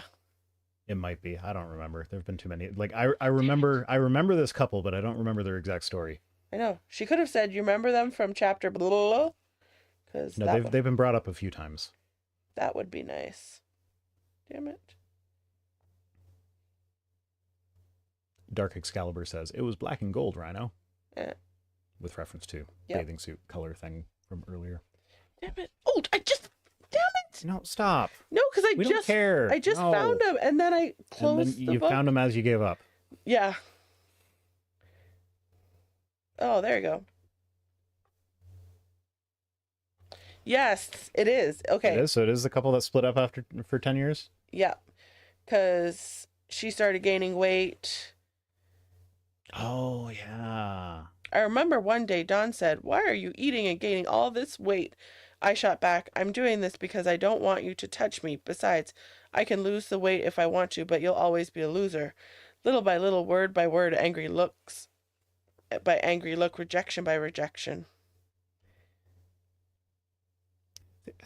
That's one of those things where, like, okay, I know we've already done this chapter, so you go back and watch that video for our full thoughts on this, but I'm just like, hold on, if gaining a little bit of weight... Chapter 5. Yeah. The one thing. Okay, go ahead. Our videos are not titled by chapters, they're titled by episode numbers because we skipped a chapter. Oh, well, it's either 4, 5, or 6. 4, 5, or 6, one of those. But no, so like I probably said something to this effect then, but I'm like, if you actually love someone and you're in a good relationship that you enjoy, them putting on weight is not going to make you you're not going to make you stop wanting them. No, but apparently she was also really mean. Yeah, but that's... Because I think that's the one where... But that's the thing, though. Like, if you're suddenly really mean to someone, doesn't matter how hot you are, I kind of don't want to get in bed with someone who's mean to me. Yeah. So, like, I don't know. Maybe I'm just wired different than... Yeah, I don't know. These people, but, like... I don't know. The personality is more important to me than the physical. Yeah. Yeah, this was the one where we were like, oh, he's a douche. And then we're like, oh, wait, maybe he's not a douche. And then it was like on the fence as to who was being douchier. Yeah, and that was the one where I think we have the firmest confirmation from all the context we've been given that they probably should not be married. Yeah. Yeah, because then he leaves her. For another woman, and she kept on trying to get him back. Yeah, for 10 years, and then, yeah. And then she broke up his other relationship. No, I don't think she broke it up. I thought they did. Okay, well, Yeah. whatever. Go watch the previous episodes. I asked Dawn what could have made a difference and prevented the eventual separation and divorce. If she had said, I'm with you, Dawn, or let's work on this together, or how can I help? It would have made all the difference in the world. I didn't feel like we were on the same team. Instead, she said, if you don't fix it, I will, instead of constantly pointing out my failures because, believe me, I knew what they were. Encouraging words would have made all the difference. Yeah, they had a shit relationship, as we established in the previous episode. They probably should have just broken up or gone to very intense marriage therapy. Yep. And they did break up. And they were happy when they were broken up. Well, Well, he he was happy. was. At one point, Don said with tears in his eyes, I found a list of 80 things that Joanna didn't like about me and 3 things she did like. I remember that. That was from the previous chapter. She's just copying herself again. Like 80 things that you don't like about somebody? What the fuck? Why would you even make that list? I know. This is another one of those I don't believe the stories. That list broke my heart. She had no intention of me finding the list, but I happened across it one day when I was looking for something. That was the final nail in the coffin. Jonah had nothing but disdain for me. A marriage without respect is no marriage. I saw no hope. Like, I'm just trying to think of like how that would even come. Like, was it just a list of attributes, or did she like write a title at the top, like 80 things I hate about my husband? Like, how does one format that list? I don't know, because even when I write in my own journal, I have this fear that someone might read it, so I still can't even like fully express myself in the journal. Mm-hmm. I don't remember where I was going with this. Formatting the list, so you write in ways that it's not going to be clear. Yeah, so I would probably just not that I would make that list, but like I'd make the list without giving it a title or an obvious title. Yeah. So that if So someone like, did he else, just find a list of negative character traits and assume it was about him? I guess. Maybe. What if it wasn't even about him? Well, what if it was like all the things she didn't like about herself? Yeah, maybe it was a self-esteem thing. And that's why she was chasing after him for those 10 years, because it was a real big blow to her self-esteem when he left. And she's just like, no, I want him back. I want him back. Who fucking knows? This is the headcanon now. After Don and Jonah's divorce, he met a woman who gave him all the adoration and encouragement. If we would have kept reading, we would have figured it out. I'm sitting here like, did you go back to the chapter that we're reading today, or are you still in chapter 5? Because I remember this now. Now she's rewriting the chapter in the next chapter. Yeah, no, she copies herself. Oh, okay. She's so lazy. He met a woman who gave him all the adoration and encouragement that his wife had not. I'm going to be a Christian author now. I'm just going to shit out some crappy Christian book. Do it under a pen name and nobody would ever know. Ugh. Put like subliminal messages in there. Yeah, that's the problem though, is I would actually want to make whatever advice I'm giving good advice, because the idea that I would write something that would cause someone to make decisions that are going to make their life worse, be like, as an atheist, this life's the only life we get. I don't want to make other people's lives worse. So what if you do a self-help book that's like, what's on the ceiling? That's like geared towards... What is on the ceiling? I don't know. Okay, we have an investigation after the stream. Geared towards everybody, right? But then you just slap a Christian title on it. God said, because all your advice is going to be about being a good human. Okay. Write a humanist book and then just find some Bible verses that kind of support it and slap them in there. Yeah. And then just slap a Christian label on the cover.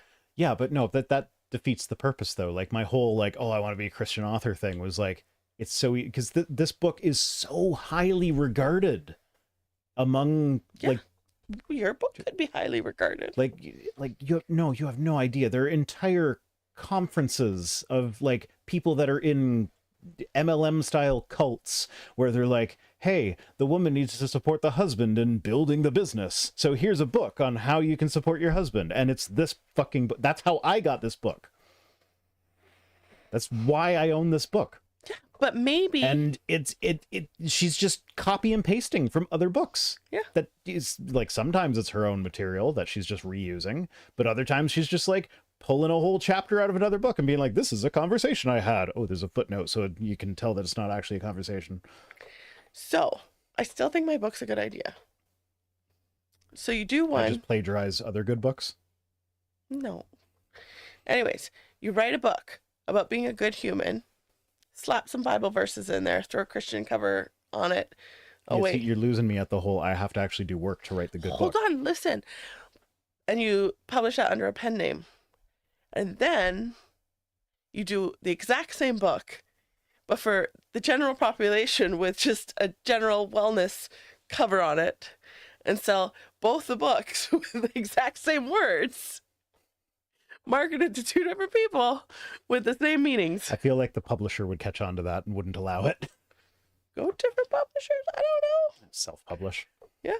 Exactly. There are services that'll do that. That's how I got Pastor Dickey's book. Yeah. I think that's a brilliant idea. It's a brilliant idea. Okay. They got divorced, found a new woman. She hung on his shoulder, smiled at him, and was very affirming. While he did not consider her a beauty. Dear Lord.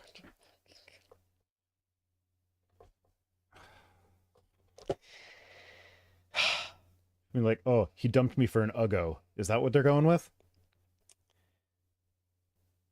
Hold on. While he did not consider her a beauty, her beautiful spirit was a breath of fresh air. So what she's saying in the stupidest way possible, because it's Sharon, is that the personality is actually the important thing there. What? Kind of what I said earlier, but just made dumb, because that's how Sharon is.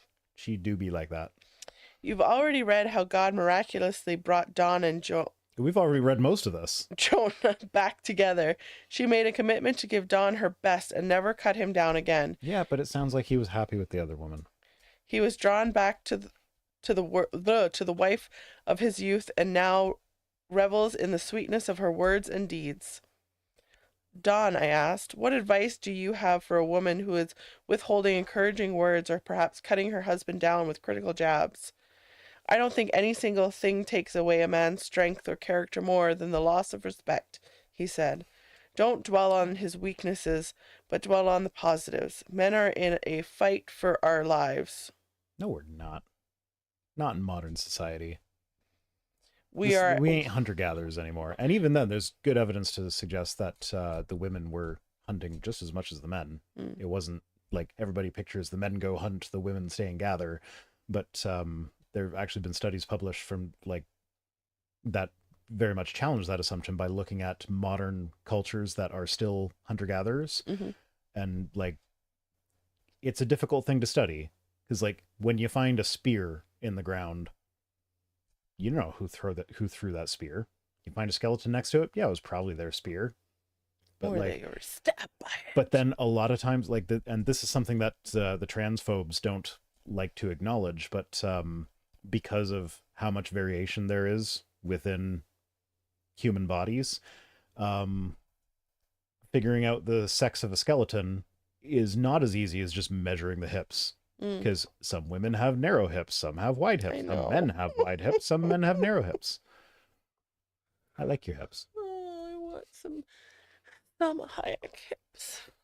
J-Lo hips.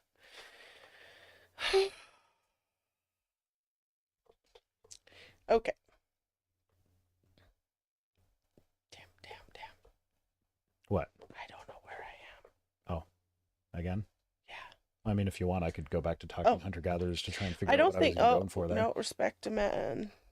Don't dwell on his weakness, positives. Oh, yes. Oh, yeah, that's right. In modern society, Men are in a fight for our lives. We are at war mentally. We're out there trying to conquer the world. A man needs to know that home is a safe place to be instead of feeling like you're leaving one battle for another. I have never, like, when I've gone to work outside the home, if I feel like it's a battle, that's because it was a rough shift, not because I'm trying to conquer something. Yeah. Like usually, like at jobs I've had, even jobs I've hated, I usually will like have fun with the people that are there, like because I will enjoy the company of the people that I'm working with or whatever. Yeah. No, exactly. And like it's not a battlefield that I'm trying to conquer. I do not disagree. Like, I just want my kids to have enough food. Which means I need to conquer the world to have all the money, because they're fucking expensive. Patreon.com/FaceRhino. I don't buy the shirt. Yeah, I don't think you could buy enough food for your kids. Yeah, I know. That's why we have dedicated food bins for your kids, because your kids are so restricted in their eating that when my kids finish their stuff and move on to your kids' stuff, and it's like, oh, now we have nothing to feed those ones. Yeah. Yep. Okay. Maybe you have not been giving encouraging words to your husband lately. Perhaps it has been so long you've forgotten how. I hope Donna and Jonah's story stirs your heart to build up the man of your dreams. Oh, to build up that man of yours and become the woman of his dreams. Yeah, you almost had it right. But then you read what Sharon actually wrote. Think back to when you were dating. What did you admire about the young man who captured your heart? Look for an opportunity to praise him, but make sure it is genuine. Find one attribute, character Well, then trait, maybe he should do something that genuinely deserves praise. Because that's a or task he does consistent well. problem in this book, is that the men are allowed to be as shitty as possible. They might like throw a bone to like, oh yeah, the man should probably be decent as well. But like for the most part, like no, the man can be as shitty as he wants. The woman has to tolerate it and let him be shitty and let him lead anyways, even though he's shitty at what he's leading in. And Yeah, that's not happening.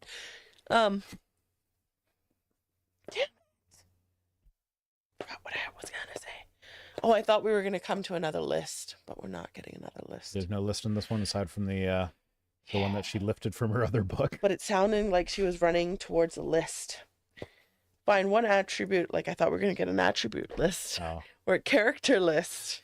here's a list of attributes you can look for. Yeah. Or a task he does well, and begin there. If you are out of practice, this may be difficult at first, but I can promise you it will become easier with time, especially when you see the results on your husband's face and his attitude towards you. Also, if your husband has heard critical words for many years, it may take a while to trust the new you. One day I had a mattress delivered to my house. The delivery man placed the work order on a beautiful piece of furniture in our foyer, took out a ballpoint pen, and then bore down to sign his name on the delivery line. When he removed the paper, his name was left engraved on the table's smooth surface. I had the table resurfaced, but the refinisher told me he had to go back several times to sand it. Just when you thought he had his name removed, it would pop back up again. That's how it may be with our words. It might take some time to ease or erase the harmful effects of hurtful words Like, when wrought. Okay, what? I'm just like, I have had many tables in my life and desks and little side tables and surfaces and stuff like that. I can't think of a single one that would have received that kind of damage from just like signing your name with a pen on it. Yeah. Is this another that didn't happen? Like there are things that you can do with pens that will like actually require that sort of like there's a bunny rabbit on the wall of our children's room right now because one of them did art. Yeah. And it's adorable and I kind of don't care, but at the same time they have to learn not to draw on the walls. It's a really good bunny. It is. I love it. Yeah. It's cute. But you know, you can't just let them draw on the walls. Yep. But like, and so like, yeah, that will actually take, you can't, like, if you just paint over it, you're going to be able to see it under the new coat of paint. Mm-hmm. So you should like scrub it off first. It's too cute to scrub off.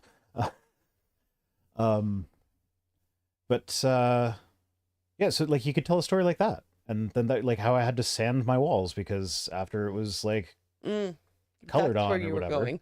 I was like, no, I'm where saying are we going with her this? story doesn't make sense because it sounds not believe like, I don't know, was that a cheap like she made it sound like it was an expensive bit of furniture and like I mean, okay, I'll give it to her. Let's say when he pressed down, it left a little indent.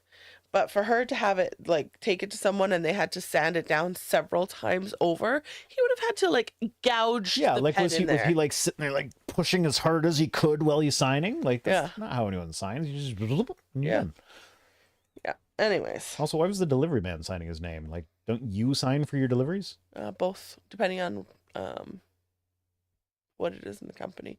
Sometimes both people. I've never had a delivery man have to sign something for me. Not signed for you, like signed like he delivered it Yeah, or no, whatever. I know. I've never had them have to do that. Anyways, Or like it's paperwork that they do in the truck when they're done. maybe. I had the table resurfaced, blah, blah, blah, blah, blah. It came back, blah, blah, blah, blah, blah, blah.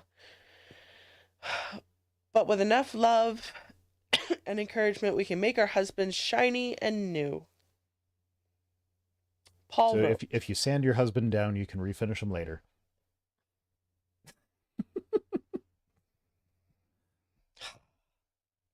Paul wrote, "Let no foul or polluting language or evil word or unwholesome or worthless talk ever come out of your mouth, but only such speech Fuckity shit fuck piss. as is good as beneficial to the spiritual progress of others, as is fitting to the need and the occasion, that it may be a blessing and grace, or given grace, God's favor to those who hear it." Ephesians 4:29. So don't say mean shit. Yeah. That was Christians could learn from that. just a lot of words. Yeah, there was a lot of words to say don't say mean shit. As Florence Litiao, how do you say that? I don't know. Says in her book, Silver Boxes, our words should be like gifts to each other. So now it's not a conversation. Now it's a book. Little silver boxes with bows on top. Is that the book that she got that other story from? No, it's a different one. Okay, that would be funny if it was. For some of us, a gag present would be a welcome relief. Is she talking about deep throating? I don't understand why a gag present would be. Because if you gag on my cock until I come, that is a welcome relief for me. So that is a gag present. That will be a welcome relief. Friday. I don't know what she thinks it means, because like a gag gift is like a stupid present that nobody actually wants, but it's kind of funny for 10 seconds. Yeah. That's why how is that relevant to saying nice things to people? I don't know.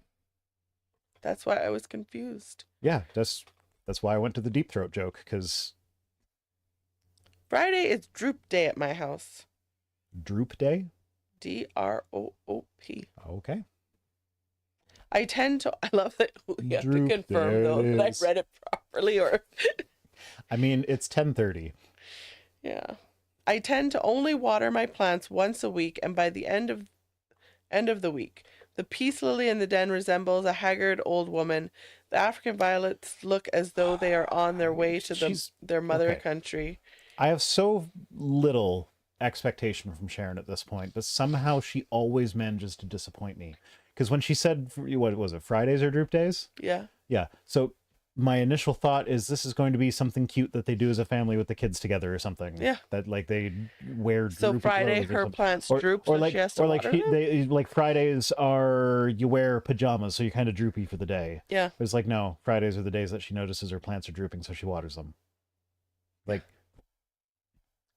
could you be any more banal and mundane and boring?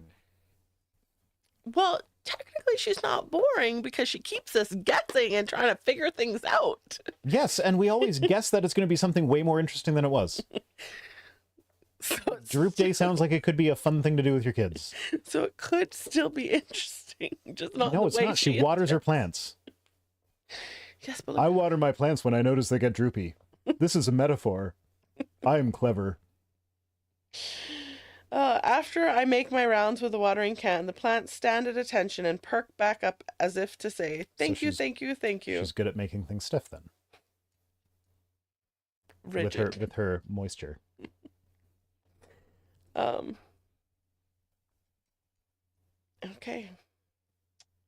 I don't know that all plants really they don't. That stupid tree that is on the cusp of death because we keep forgetting to water it, it doesn't just perk right up. You have to cut off all the brown leaves, and then maybe it'll slightly perk up. Is your husband a bit droopy? Are his leaves beginning to wilt or his branches beginning to sag? I suggest watering him with a good dose of encouraging words and watch him perk back up and spring to life. You know what? What? I'm happy. That's Droopy Dog. Oh, I was like, I don't. that was the joke with him all the time. Is he always looks so sad, but then it'd be like, no, I get that, but like I didn't say in the depressed voice. Yeah. Anyways, watch him perk back up and spring to life. I wish my wife better. You can make me perk back up anytime. You know exactly how to do that. Wah wah. Why is that a wah wah? I don't know. Why are you sab tromboning my saying you know how to perk me up? I don't know. I wish my wife better understood the areas I'm insecure in. Have you tried communicating your insecurities to your wife? Things like not feeling as though I measure up around a lot of other men. That's a you problem. Yeah, but also these are things you can communicate to your wife, and then she will better understand them.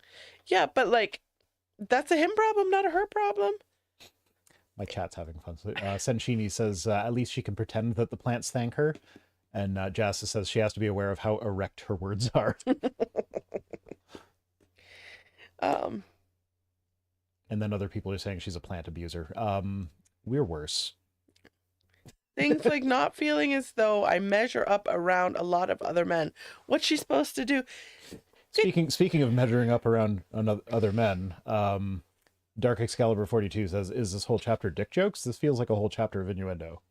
It could be. I mean, to be fair, this is me we're talking about. I can turn almost anything into a dick joke, but Sharon does make it easy. Back to what I was saying. Yes. Like, what is she supposed to do? Like, he's standing around other men being like, yay, you're just as good as they are. Like, that's a him problem. Like, picturing him in the middle of like a board meeting or something, and she pops in and we're like, "Don't worry, honey, you're just as good as these other men." Be like, that would be so infantilizing and emasculating, which she spoke out against in previous chapters. I mean, that's a him problem. Yeah. Men want to be encouraged and validated. Okay, so do women. I mean, yeah, like that is a him problem, because like you can just like choose not to measure your worth against other men. Yeah. Like, what is she supposed to do? Make a list of 80 things that she likes like about when you? when I see asshole next door, he is more stereotypically masculine than I am. And I don't fucking care. I don't want to be anything like that guy. Yeah. You remember the pink shirt incident? Yeah. Oh yeah. Whereas like if you watch the stream, you've probably heard it before, because I think I said it on stream. I have increased the amount of pink and fluffy and frilly and girly looking things in my wardrobe, specifically to make her kids feel better about wanting to wear the same sorts of things, because their dad doesn't let them do that, and they like doing that. So I'm just like, yeah, guys can wear it too if they want to wear it. So I've been doing that, just to show the example. And there was one day where I put on one of my pink t-shirts exactly for the purpose of like, we're getting her kids today, so I will like pick them up in the pink t-shirt. I don't know if I picked them up that day, but it's like they're gonna see me in the shirt today, so I'm wearing the shirt for them. And then the next day, I saw asshole neighbor guy puttering around his backyard in an almost identical shirt. And that made me, like, in my gut, I felt like, oh, I don't want to wear that shirt anymore. But you wear it better, okay, babes? You wear it okay. better. I'm giving you some encouraging words. I want to become the woman of your dreams. Is it because he's physically ugly, or is it because he's got a really ugly personality? Oh, I don't think I told you. I'm like, both? After the police made him move his car, when he parked it, he got out, he gave me the seething look of like deep rage. Yeah, he thought he was going to get something out of that. Yeah. And that like warmed my heart. Oh.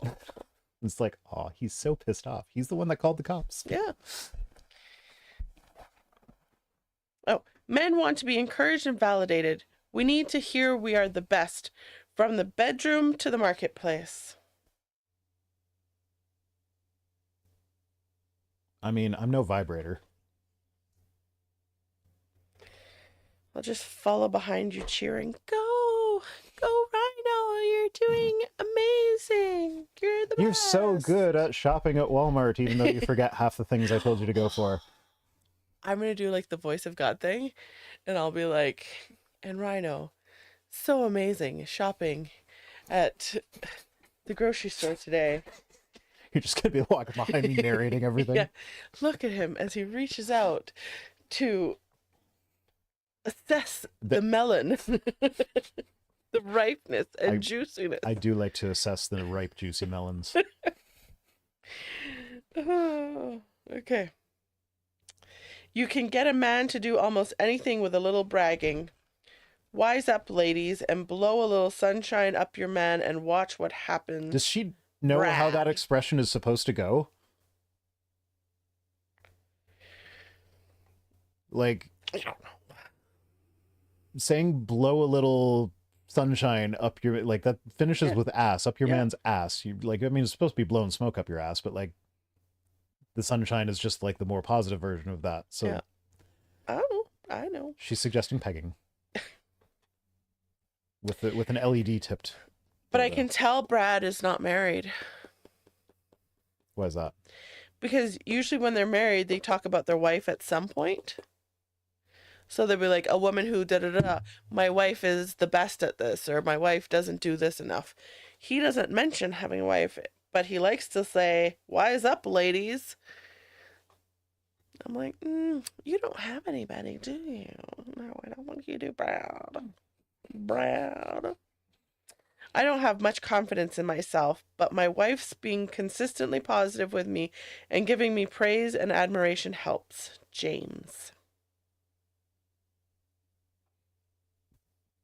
Okay. Is that the end of the chapter? Yes. Yay. Can I tell you what the next chapter's called? Yes. Chief Cheerleader or Chief Critic. Sounds like it's going to be a redo of this chapter. I was just... That's what I This chapter is already mostly a redo of previous chapters. That's when she's not directly copying from other people's books. She's so fucking lazy! Oh. Thank you, Zadlia, for subscribing. Boop, boop. Sorry about what I did to your name.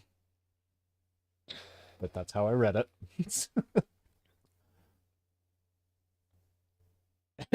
they sent yay ...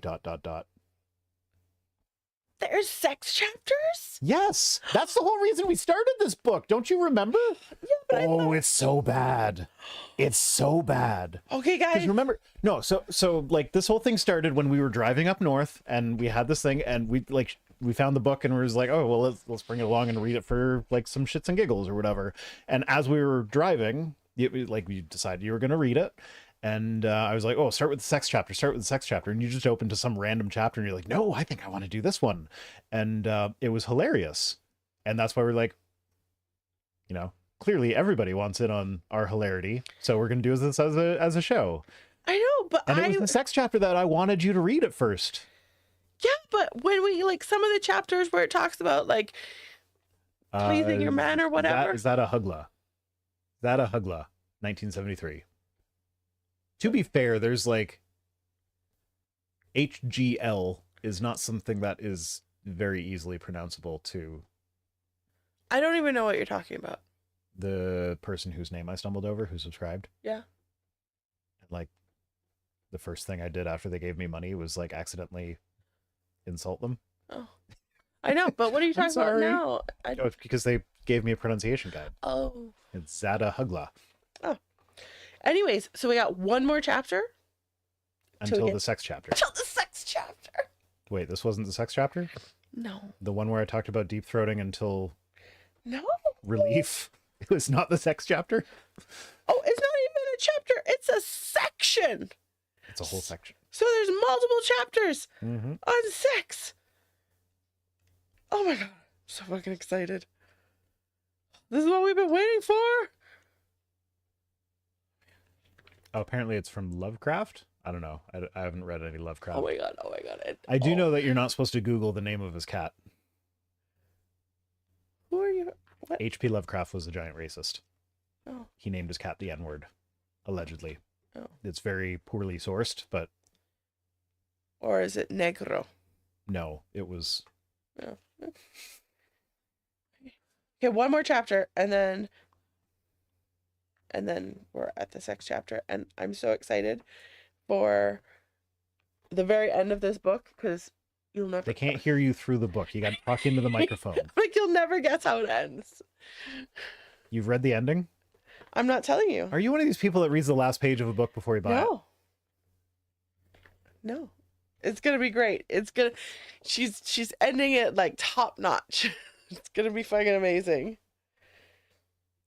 By not stealing from another author, I hope. It's gonna be fucking amazing. Just don't you worry about that.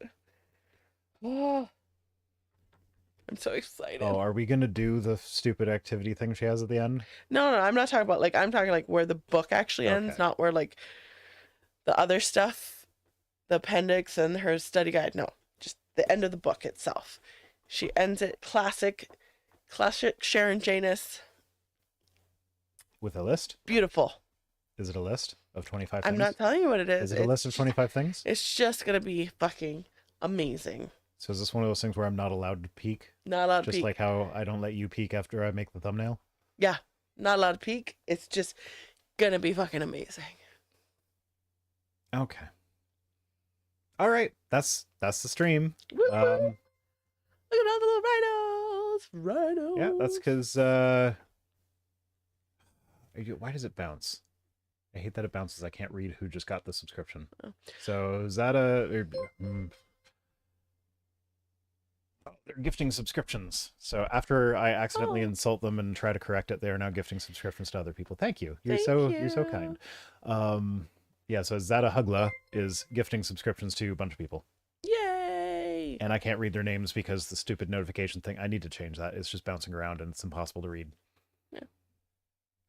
Yay! Thank you so much. Thank you so much.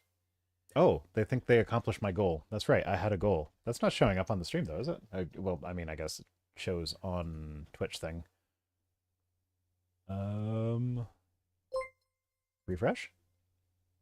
Manage goals. 32 of 30. Yay! Yay! We hit the goal. Woohoo! Thanks so much. Does a notification pop up when I hit the goal? I don't know.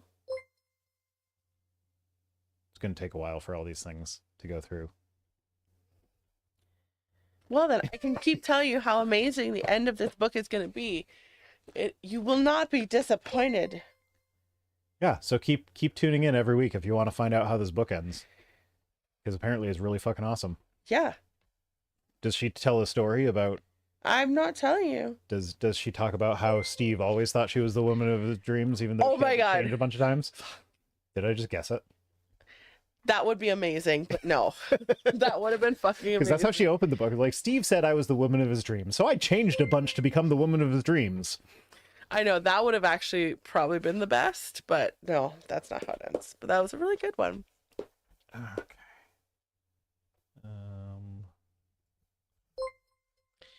Boop-a-doop, boop, boop, This is boop. taking forever. Dun. I want to see. Okay, maybe I should actually go to my Twitch. Twitch, twiddly litch. I could turn this off. Oh, the notifications seem to be done. But I don't know what my Twitch actually looks like half the time. So yeah, goal achieved. 32 of 30.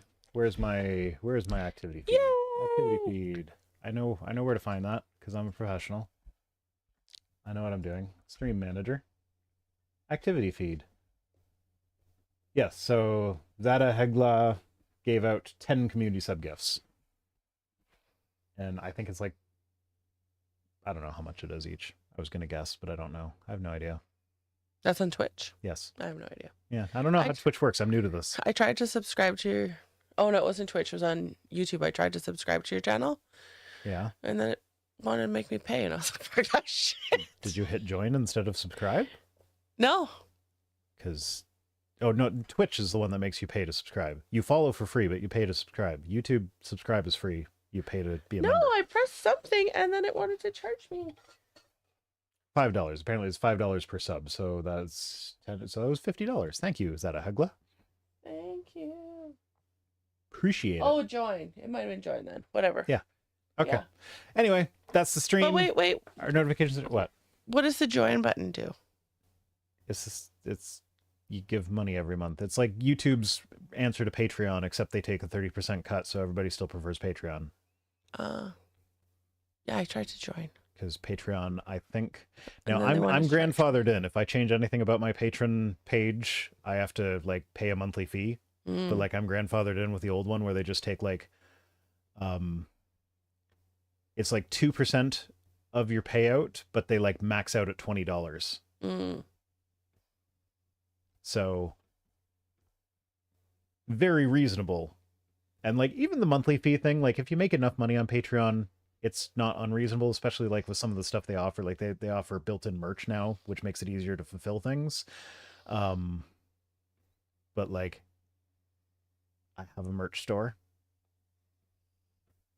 And the sweater, okay, not that I'm advertising, but honestly, when you got this sweater, I was thinking, because it was like from one of those like your store. Teespring. Yeah. Yeah. There was just gonna be like a not really like comfy, cozy sweater. This is really soft. It is. Like I was surprised. I think the quality's gone up because my old gray one, I never really pushed my merch very much. Well, that's why I was thinking it wasn't going to be as soft and cozy as it was, because I have your old one. But Yeah. I'm like, this shirt's Yeah. actually No, they. soft and, I like, think it's Teespring fuzzy has and, like, upped their game with quality, because Yeah. like this is a lot better. Is like Teespring merch is kind of hit or miss sometimes. Like the things that I have in my store are things that I think are pretty good. But like when the pandemic hit, I did a mask, and I did that as kind of a joke, but like I ordered one. Worst cloth mask I've ever used. Yeah. And like it was actually it had fallen behind a cabinet in the office, and then when we had the guys run the fiber internet, as he was drilling through the outside into the inside, his drill caught on my mask and ripped it to shreds. And I wasn't upset. But yeah, the sweater's really good. The shirts are a lot better than they used to be too, I think. Yeah. The mug's just a normal mug. It's kind of small, but like if you drink out of the standard size mug, it'll do. Yeah. Stickers are good. The stickers are good. I don't like it's just that standard like rectangle with a handle mug. I need my mug to have a little bit of flair to it. See, I don't even want flair. I just want it to be big. No, Big enough to drink it. Even if I it like was, my dollar store mugs that are big and they're kind of tapered, so the bottom's a but little like bit skinny. even if it were big, it could still be that square look, like the very sharp edge type. What about your Witch of the Woods mug? Yeah, that's. It's too small though. I thought it was going to be bigger. I don't mind the size of the mug. It's the handle. It's one of these where sometimes I've noticed like people will make mugs and they'll make them bigger, but then they'll still put the same size handle that you'd have on a small teacup. So it's like, how do I? And it's like, too it's heavy. now. Yeah. So I'm like, so that one is borderline. Like I can get both of my fingers in there, but like I usually prefer, like, I feel like 3. You like to stick 3 fingers in? Yeah, I do. Like 3 is ideal for a bigger mug. Yeah. But I can only fit 2 into that one. So, but I can always like cup it and that too. But I do like them. Okay. Yeah, so that's the stream. Thank you so much for joining us and Maybe sticking they out want to for... hear more about my cups. Do you want to hear more about her cups? I can just leave. She'll talk about her cups all day long. You want to hear about my boss? This is my boss over here. Oh yeah. So her youngest got me a Squishmallow for Christmas and brought it into me while I was working. Be like, this is your boss now. So my boss sits behind me. He's got the grumpy face and the wig now. So that's my boss. Oh, Blue. Zada Hegla wants to CUP because we're talking about cups. Oh. Ha, ha, ha. The kids have been doing that a lot recently. I know. They were doing that to their like 4-year-old cousin who doesn't know how to spell. Like, hey Aaron, spell I cup. And then Aaron's like, I sup. Because he knows that a C, because he's a smart kid. Yeah. He knows that a C can make a K or a S. So when they said spell I cup, he said I sup, because he knows that C's make that sound. So, and spelling is using letters. So, yeah. Yeah. No, I think one of the kids was trying to do one of those silly jokes where, like, you know, say your name and then say, oh, and then what's this? Nose. And then what's in my hand? Nothing. Yeah, but because I know that one, I just finish it with, you know, I know everything. And then they're like, ugh. So then they had to come up with another one. I mean, sometimes you just got to let them have the win. I've not let them have the win yet. So with your guys, we just it came up organically. It was not planned. Like, it wasn't like, like, what's that under there? Underwear. You said underwear. It wasn't set up like that. It was just like, I was in the room and the kids were talking, and like one of them was trying to get him to like get something for him. Like, I don't know where it is. It's under underwear. And they were kind of getting upset, and I just kind of turned around and like, yeah, you said underwear. And then immediately everybody just giggles and lifted the mood. And then he was able to find the thing that the other kid was talking about, or whatever it was. Kids are cute. Kids are cute. Anyway, see you next Thursday. Wow. What did Sharon say about sarcasm? Heidi.